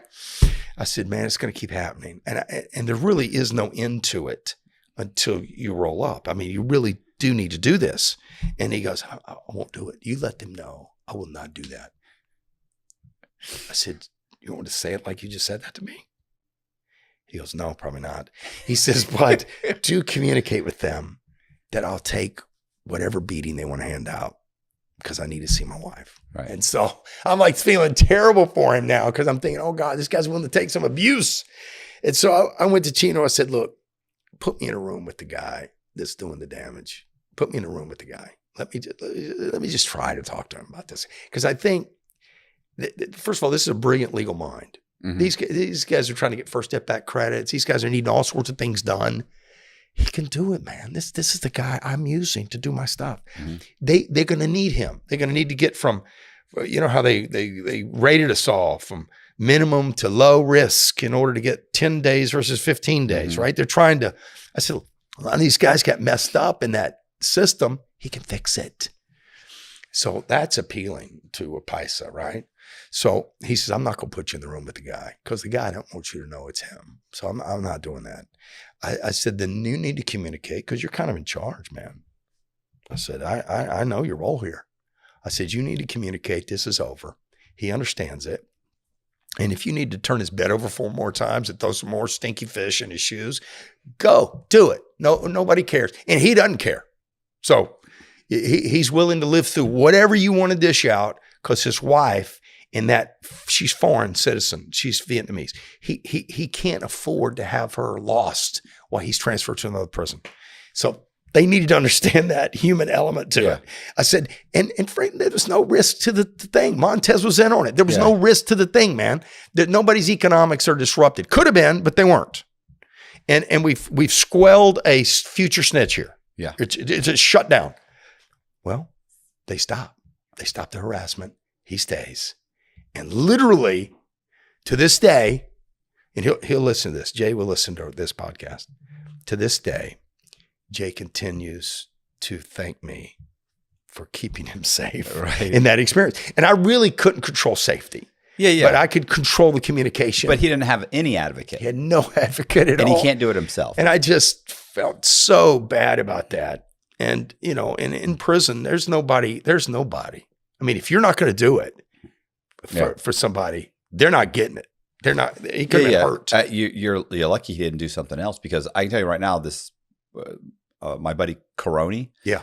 Caroni he couldn't do things even to help himself. You could say, Caroni, I need you to not talk to Frank. Frank's sick of you talking to him.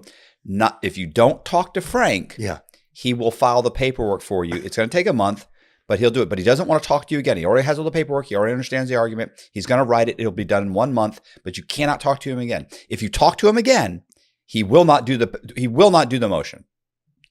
okay, you understand this. I understand. I got it. I won't do it. I understand. Okay, I understand. So, Coroni, if you see him and you think, I want to tell you this one thing real quick, Frank. To put into motion. To make sure you remember to put this into motion, what are you going to do? Well, I'm not going to talk to him. You said not to talk to him. Right. So he has if he needs any additional information, he'll talk to you, but he already has the information. Do not talk to him again. If you talk to him again, even to say hi, he will not do your motion because you've driven him crazy. Yeah. He will cease working on your case. Right. Even if it's the smallest of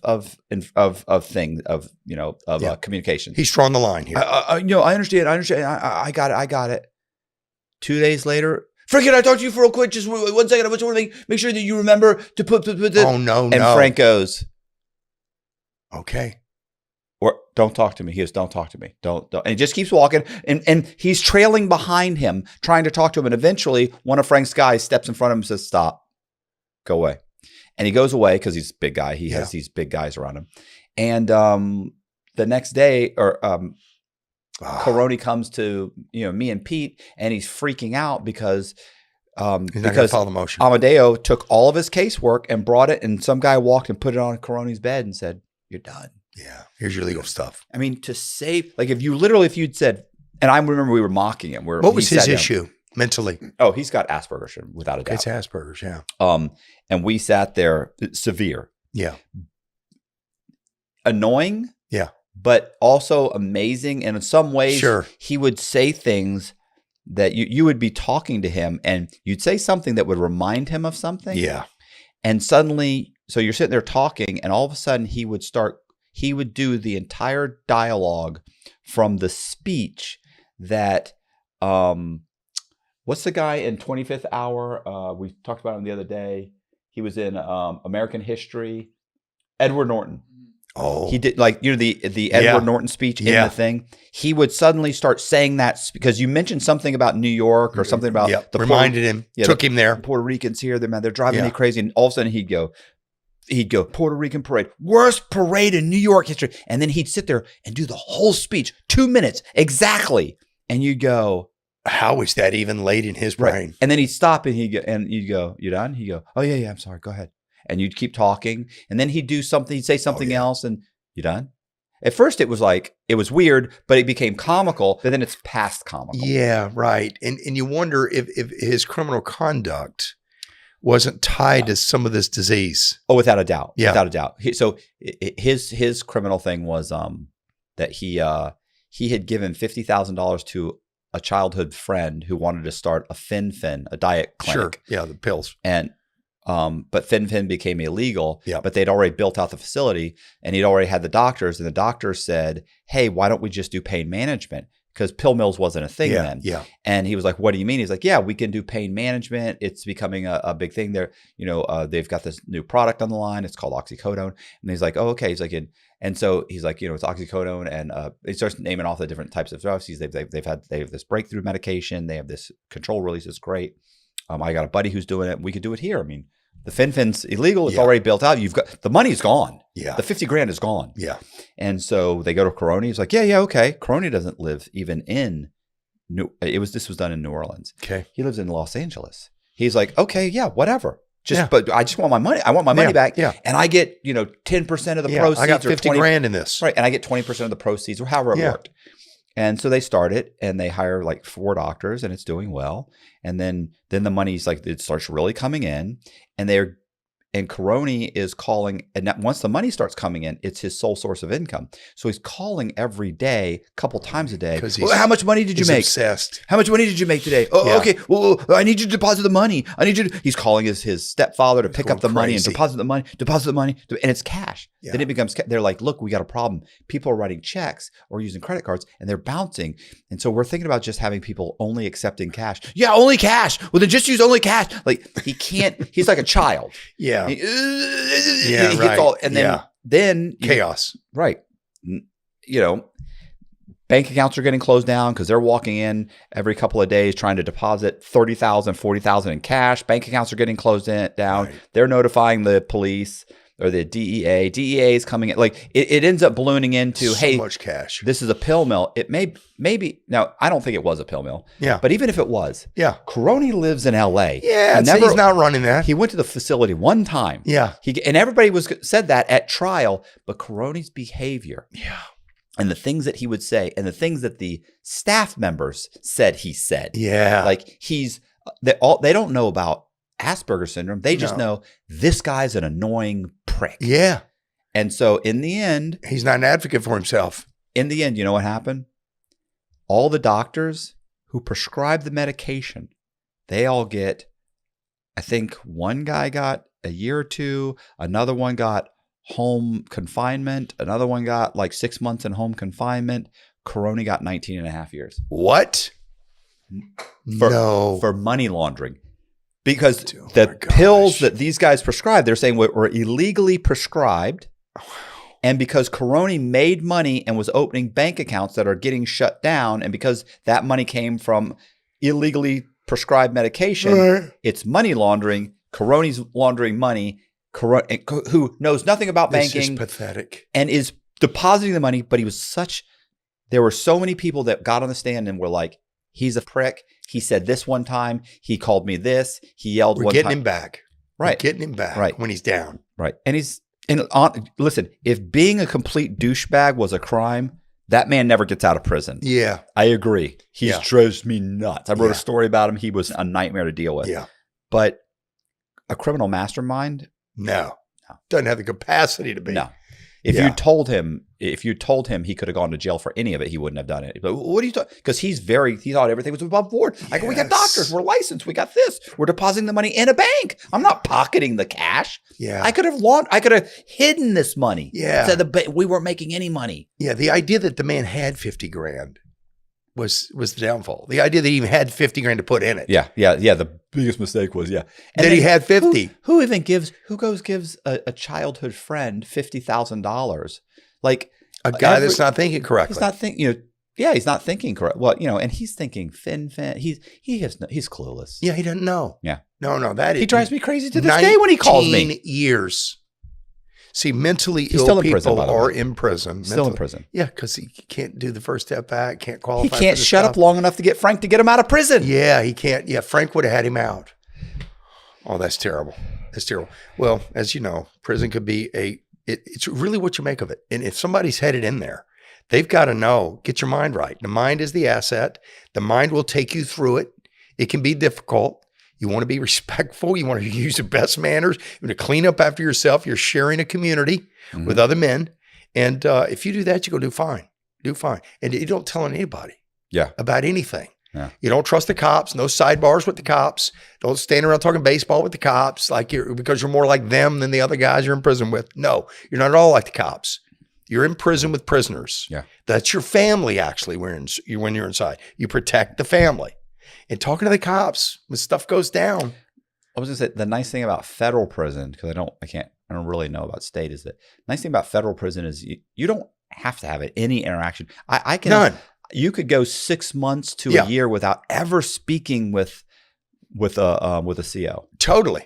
Unless you have I did it. Unless you have to go to a counselor meeting with your counselor. Right. Unless they call you in, but to actually have communication. Never. It's a huge mistake to have it, because when something goes down on that yard and there's somebody ratting details out, well, you know that Matt Cox, he's always talking up the cops. Yeah. He's always standing there. He's got a lot to say to the cops, and they seem to like him, and I bet he's telling on us. I mean, listen, I talked to him. That's what goes on. If I thought they'd get me out of prison, I'd talk to him. But I got nothing to say if it ain't benefiting me. Show me the exit. Listen, I even had one time I used to go in to get mail because SIS would call me in. Yeah. They'd say, hey, the mailroom came across this. Like, we got a bunch of paperwork here, a Freedom of Information Act, where we got a bunch of shit in on this guy, John Boziak. Why are you ordering why are you ordering stuff? Yeah, you're up to no good. Right. But they knew by that point I had some You're writing stories. Right. And they knew it. So I'd say, no, he's a guy. And I explained the whole story, and they go, okay. And when I was in there, once or twice, they would say to me, they'd go, listen, Cox, if you know anything, I go, God. I go, about what? And they'd be like, if you know where cell phones are, no. you know where And I would go, cell phones in here. I'd be like, no, I wouldn't say that. I would say, they go, do you know of any? I'd go, I'm sure there's cell phones in here somewhere. I'm like, but let's face it. Yeah. Nobody's telling me where there's a cell phone. Everybody on the compound knows I cooperated. Right. They're not telling me about a cell phone. No. And they kind of laugh like, all right. I go, all right. Seriously, they try to set you up to rat. Oh, yeah. Oh, no, they have guys. Oh, no, they tell you, we'll put money on your books. I know. And if you get somebody up and they get a charge, yeah, we can put in for early release. No, not early release. We can put in for a Rule 35. We can get your time reduced. It's like downward departure. Yeah, it's like, bro, like I don't know anything, and nobody's going to trust me to get close enough. Like, let me write my stories. Yeah, that's right. I'm writing out the time. I got some stuff in the courts. Maybe I get out. Right. No, that's for sure. I'm going to give you one last crazy prison story. So about 6 weeks in, one of my Mormon buddies comes to me with a new pair of shoes. Right. Brand new pair of Nikes that are not in the catalog. They're black. So they look like the black or white ones that are in the catalog, but these are $250 shoes. These are really nice tread on these things, very comfortable. And I do a lot of walking. I probably walk 10 miles a day at camp. And he brings to me, they got the tags on them still. And I said, what is this? He said, I thought you may want new shoes. I got your size and everything. I thought you may want new shoes. I said, well, I do want new shoes, but I kind of ordered them from the catalog. Right. And he says, oh, no, you don't want those. He goes, when they come, you can sell them to somebody else. You want these. I said, what's the catch, man? I said, why are you bringing me shoes? He goes, listen, you're a new guy here. You're kind of with our group, and I have the ability to do this. So I just did it for you. I said, no catch. No, I don't owe you anything or like that. You're not going to come to me one day and say, remember the shoes? I don't want to get into that. Right. He says, absolutely not. That's not how I roll. So he's very affirmative about it. And I said, man, I really appreciate this. So these shoes start to get attention from the inmates. Now, they don't look special. Like in the street, somebody on the street would go, oh, you guys got some Skechers nursing shoes or whatever. But they're really comfortable for walking, and they're really good shoes. Well, I wear those shoes for, I don't know, 800-900 miles. I mean, I'm walking 10 miles a day. Right. Taft is closing. They transfer me to Mendota Medium. No camps. Camps are closed. We're in the middle of COVID. I'm in Mendota Medium. I'm now going to cell up with a guy. We're in a cell 23 and a half hours a day. So I'm going to cell up with a guy that I've never met before. This guy's English is as bad as my Spanish. Right. So we're not able to talk too much. They cell up. He jumps on the top bunk because he's younger. Leaves me the bottom bunk, which I thought was very respectful. Yeah, I didn't ask for him to do that. He just immediately popped up when he saw me at the door and jumped up there. Well, I have the shoes on because I transferred with the shoes without shoelaces. They don't have the shoelaces because when you transfer, they want the laces out because you're going to run. So I got no laces in these shoes. He goes, hey, where'd you get those shoes? I said, a friend of mine from Taft got them for me.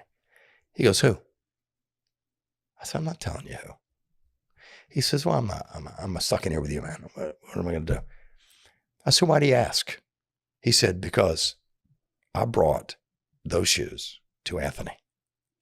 I said, what? He says, I'm the runner. I said, what are you talking about? What's a runner? He said, every month for $350 for 2 years, I go to the street. I bring a duffel bag back at nightfall. He goes, and I did this for 2 years straight, dude. Never got caught. He goes, you ever hear that fire alarm go off right at time to lock up? I said, yeah, man. He goes, you hear it go off a lot? Yeah, malfunction. He goes, no. My guys pull that if I'm not back yet. Brings everybody out of the unit. They got to count everybody up while I'm still making my way back to the camp. He says, we'd fill that thing up and I got paid $350. He says, sometimes it's out on the highway. Sometimes it's been thrown in the bushes. I got to find it. He goes, but I'm a high school track guy. He goes, and I brought those shoes back and I haven't seen them since. He goes, so when I saw you pull in here with those shoes, I knew where those shoes came from. He goes, it's Anthony, right? I said, yeah, that was a gift from Anthony. He goes, that's right. I work for Anthony. I was a runner for Anthony. So this guy brought God knows what in a duffel bag every week, every month for 2 years. Right. So anyway, you probably had runners at Coleman, but I thought this was pretty amazing. I was at the low. So there are no runners at the low because yeah. there's 2 layers of fence and Yeah, barbed yeah, yeah. wire. Oh yeah, yeah. Nobody's getting over that razor wire. No, but the camp, Yeah. there's guys that runners, or they would just really, to be honest, they would have. My wife would say that they had, because they would put them on like a gator. A gator, or they have trucks and drop it close. Yeah, so they're like, look, they'll tell them like, look, like, and those girls are all over the place. Yes. So you can go drop it. You don't even have to go onto Coleman. You can drop it way off Coleman. They'll get it. They'll go get it and find it and bring it back. And she'll talk about how, they would bury cell phones and they couldn't find them. Right. Lose track of where they are. So, but but I've heard all the runner stories. The guys are like professional, like they're. Oh, this guy was giving me prison knowledge. And I at the end of my run, actually, I'm at the end of my time. It's COVID. I'm about to be released. Right. And this guy's giving me prison knowledge I did not know at all. I mean, it was really fascinating. So we're in there. Were you in during COVID? No, I got out. You were out prior? 6 or 8 months before. Okay. Maybe almost a year. Almost a year. Yes. Would they have let you out? I think. Oh no! With me, they would have let me out. I would have gone home immediately. That's what I'm because thinking. I'd done so much time. Yeah. Already, and my custody. When I came in, my custody level was like a 3 or a 4. Yeah, low. Yeah. Yeah. Okay. So they would have COVID would cut you loose too. Yeah. No problem. Yeah, a lot of guys got down on the COVID, but we did 23 and a half hours a day in the medium where they bring in the food through the slots. Yeah. And you know what the day's like when they come say pack out. Yeah. They knock on the glass. Yeah. Pretty amazing. Anyway, I had a good experience, pulled out of there after 14 months. I can't believe it was that short. Should have done 60. I was prepared to do 60. Yeah. And Trump, William Barr, COVID, all of it cut us loose. Nobody's ever been cut loose from the Bureau of Prisons like that. Yeah, I was going to say the Trump signing the First Step Act. First Step Act. December of 2018. Yeah. So that should have knocked, I forget how many, whatever, a month or month and a half off my time. But by the time the BOP put it into effect. Sure. They're so slow. Right. They asked for like an extension here and there. Oh, many extensions. So but I was already in the halfway house. So my counselor comes in and says, listen, Cox. And I go, what? He said, and I forget if it's 11 or 9 days. Let's say 9. He said, look, the First Step Act, blah, blah, blah. I'm like, right. Like I'm thinking, this doesn't affect me. Yeah, right. And he looked at me, he said, knock 9 days off your sentence. And I went, 9 days? I said, it's supposed to knock like a month and a half off. He said, yeah, I know, but by blah, blah, blah, blah, blah. Yeah. 9 days. And I go, you know what? Keep it.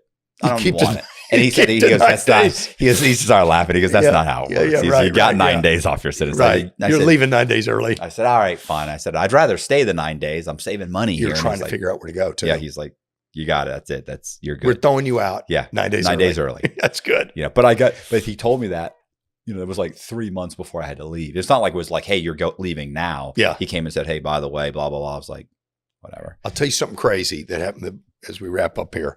So I'm home. I was in the guest room of my mom's house for about a year. Right. I then get a home, get approved by probation. I move into that home, move my son into that home. It's my home. I'm living there for another year and a half. Now I'm still on an ankle monitor because I'm still under BOP custody till my 60 months, And so I'm basically working. I'm driving my car. I'm in my house. I feel really free. You know what I mean? Feel really free. Well, I get a call and it did do the UAs where you got to come down to the thing and do the UA, right? Yeah. The halfway house. I'm still reporting to them my job, my schedule, the whole thing. Well, they said, are you going to come by we need to see you today before 5. And I said, it's probably a UA. So I go down there, but I got a feeling, man. I got a weird feeling about this. I even tell my mother and my son, this just doesn't feel like a UA. So I go down there and I said, Mr. James, he's the head of security. I said, I'm here to do my UA. And I've never toured this halfway house. I've only been in the front where you check in and check out and do the UA and leave. Yeah. Okay. That's all I know about this place. Well, Mr. James says, come on back to my office. I didn't know the guy had an office. Right. I thought he's always in the bubble up there. So I go back to the office and he says, just sit down right here if you would. He said, you drive your car down here today? I said, I did. He said, all right, you're going to need to have somebody come get it. I said, why is that? We're just going to do the UA. He said, no, you're not down here for UA. You'll be staying with us for a little bit. I said, Mr. James, I said, you got to explain to me what's going on. I got a house out here. I got a son with some issues. I take him to and from work every day. I said, I've got a job. Right. And they've been very patient with this ankle monitor. Right. Okay. I said, you got to do some explaining to me. What are we talking about here? He goes, I don't really know the details of it, but Mr. Montez, the guy in charge here, he says, he's the director of the halfway house. He needs to meet with you on Monday when he comes back to work. It's a Friday. He's going to need to meet with you Monday. So until then, you're going to be staying here, and we got to get that car out of the parking lot. Now, I'm driving a Mercedes-Benz AMG blacked out in their halfway house parking lot. These things are in terrible neighborhoods, as you know. Yeah. Halfway. Okay. So I kind of need the car out of there anyway. Yeah. It's in a bad spot. I thought I was in there for 10 minutes. Do Right. the Abbott lab, UA, and leave. He gives me a tub with a hand towel in it, with a sheet in it, some pillow in it. And I'm walking with my tub. I said, hey, look, you got to tell me where to go back here. Now, I'm in a part of this thing I've never seen before. It opens up to, these are like office cubicles Yeah. that people are living in. Yeah. Okay. They've somehow taken down an office building and made it housing. All right. You can see right over the top of all these dividers. He takes me back to my area, points out, he goes, that's your bed. And there's 3 other dudes in there, all laying on their bunks. I said, pardon me, guys. I'm just visiting. I said, I don't really know how long I'm going to be here. I said, but don't move anything out of these lockers. I'll just put my stuff under the bed. You guys live here. I'm not here to disrupt anything. You guys stay comfortable. I'm probably going to be here for the weekend. And they said, what's going on? Now, these guys have been in some serious facilities, okay? Yeah. One guy's 26 years, super glued a guy's hands to his privates, left him in the desert to die. And a tourist sees him. A tourist puts the guy in a car, glued together, gets him to a hospital, and he spills his guts on the guy I'm in here with now.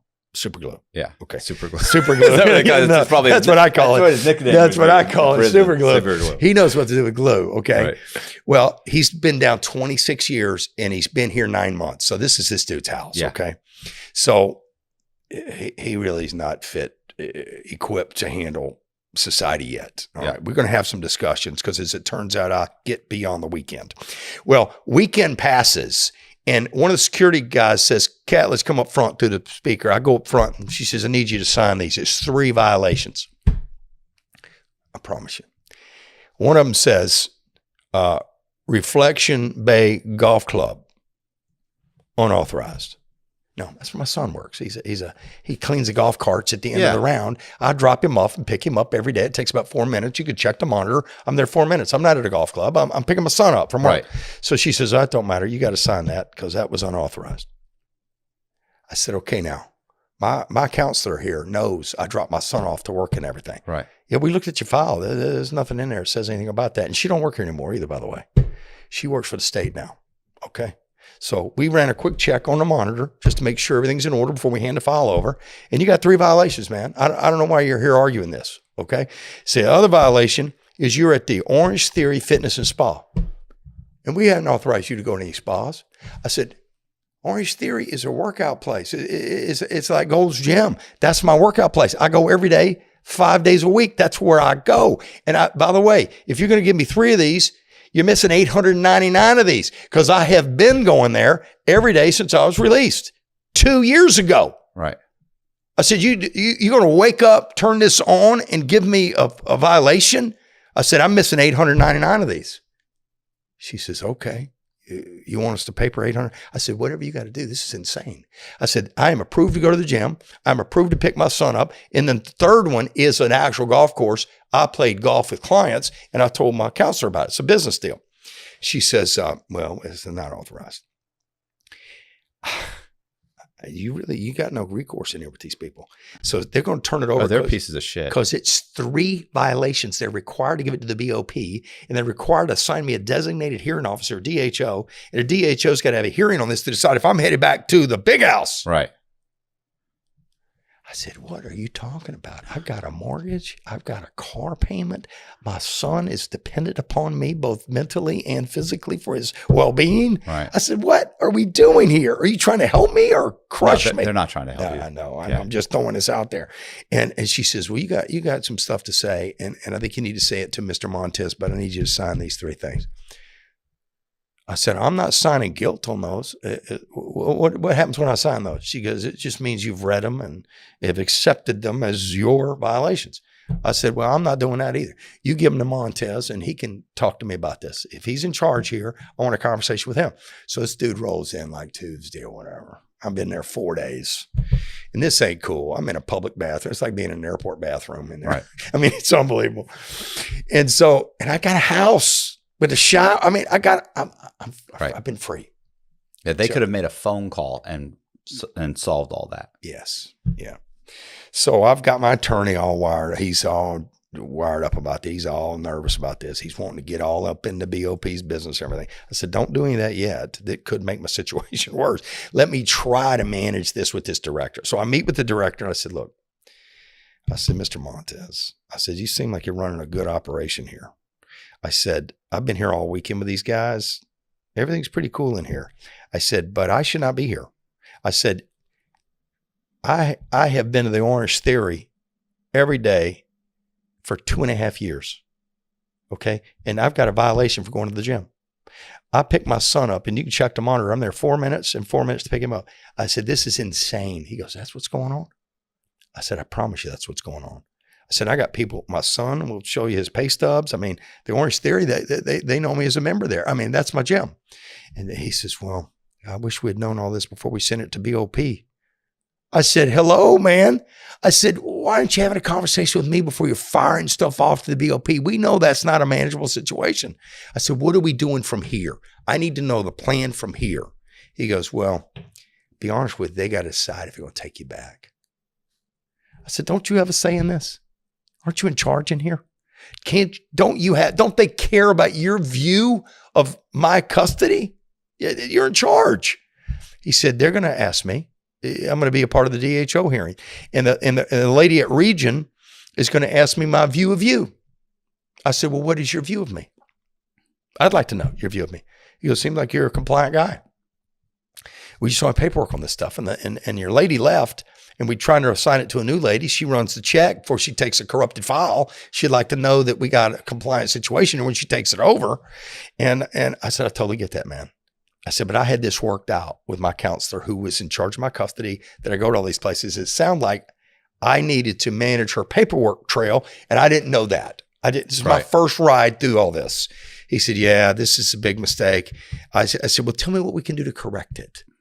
And he says, well, I'm going to talk to the Region, the lady I report to for our halfway house. I'm going to let her know all about it. And maybe they'll let you stay with us till the end of your sentence.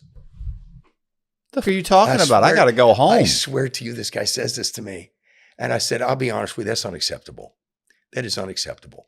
I said, I have a home, a mortgage. I'm integrated back into the society. My career won't last if I'm in here. I said, these people are waiting on me. I have responsibilities with my job that was hard to get, okay? I said, this is unacceptable. You're either trying to integrate me into society or you're trying to destroy me. And it doesn't seem like you're the destroyer type. It seems like your job is to make sure you can report that we're integrating back into the community. I'm giving him his speech. And he said, well, yeah, that's right. That's what we're supposed to do. I said, would you make the phone call to Region and just tell them the situation? It seems understandable to me that you could make sense of this. And he said, I'll call the lady. Dude, 4 days passed, man. I've not heard word. I've not seen him traffic through the place. I decided to go knock on the door. And I said, hey, man, Mr. Montez. He looks at me like he's never met me. Uh-huh. I said, hey, sorry to interrupt. I know you got official business going on in here. I said, but I need to know what the lady at the Region said about he said, remind me of the situation. Oh, my God. He says, you just remind me of the situation. I said, I'm the guy that has a house across town with a son in it that needs to be physically maintained. Oh, yeah. I'm going to call her today. I swear to you, this is the way they got me. And I'm so losing confidence in this situation. And I'm calling my boss. I'm calling my work. And my boss is my friend. Yeah. He's helping me get through this. So very patient through this situation. But not everybody's boss is patient like that. I mean, this could be a disaster for me. Well, 2.5 months later. Oh, my God. I swear, man. I swear to you, 2.5 months later, they now letting me out to go to my work every day. I'm at my work. When he calls me, he says, hey, I got good news, Catledge. I said, what's the good news? He says, they're not going to send you back. I said, Motherfucker, Montez, I said, are you messing with me right now? Because he and I have become friendly through all this time because I'm on him. Right. And he knows I'm a legit dude that's not liking this at all. Okay. And he says, no, I'm messing with you. You sitting down? I said, no, you're scaring me a little bit here. He goes, you're free to go home. He says, come back, sign a 24-hour release, and then we're cutting you loose after that. He goes, we're going to send you home today after you sign this. We have to do some type of 24-hour release, and then whatever that is, and then we're cutting you loose. We're going to cut it all off. I said, man, that's great news, dude. And I promise you, that freedom on that day felt better than being freed up from camp. Yeah. That was harder than the camp time, man, because I had already been free again. Right. Oh my gosh, it was tough. But anyway, they've got the power to vacuum you back in, and they want that paperwork right. And I would advise anybody who's in the middle of paperwork with the halfway house, you make sure the paperwork's right and you keep copies of it because they will mess you over. And if you've got anything wrong with you socially and you know you're not good at discussions with people, you better damn sure have your paperwork right. Because I think I'm only out and not back in because of discussions, conversations. I think that's what saved me. And not everybody can do that. Yeah. So anyway, that's my ride, brother. All right. Well, listen, I appreciate it. Thank you. I appreciate you coming. For sure. Do you don't have anything like social media links or anything you want to? You do have a podcast. I have a podcast, pretty nice size audience there. Inside Out with James Catledge on Spotify, Apple, wherever you listen to your podcast. Right. But it's not video, right? It's not YouTube like this. Yeah. It's all audio. Yeah. You got to do that. I know. You got to do that. Yeah. We've done 3 seasons. Season 4 will be YouTube with a YouTube channel. That channel's already been reserved. It'll be interviews. Right. So we're moving into season 4 now. All right. Season 1 and 2 were the story. Season 3 was me telling life lessons. Season 4 is interviews with guys like you. Nice. Yeah, don't forget to like, comment, and subscribe. We're glad you're here.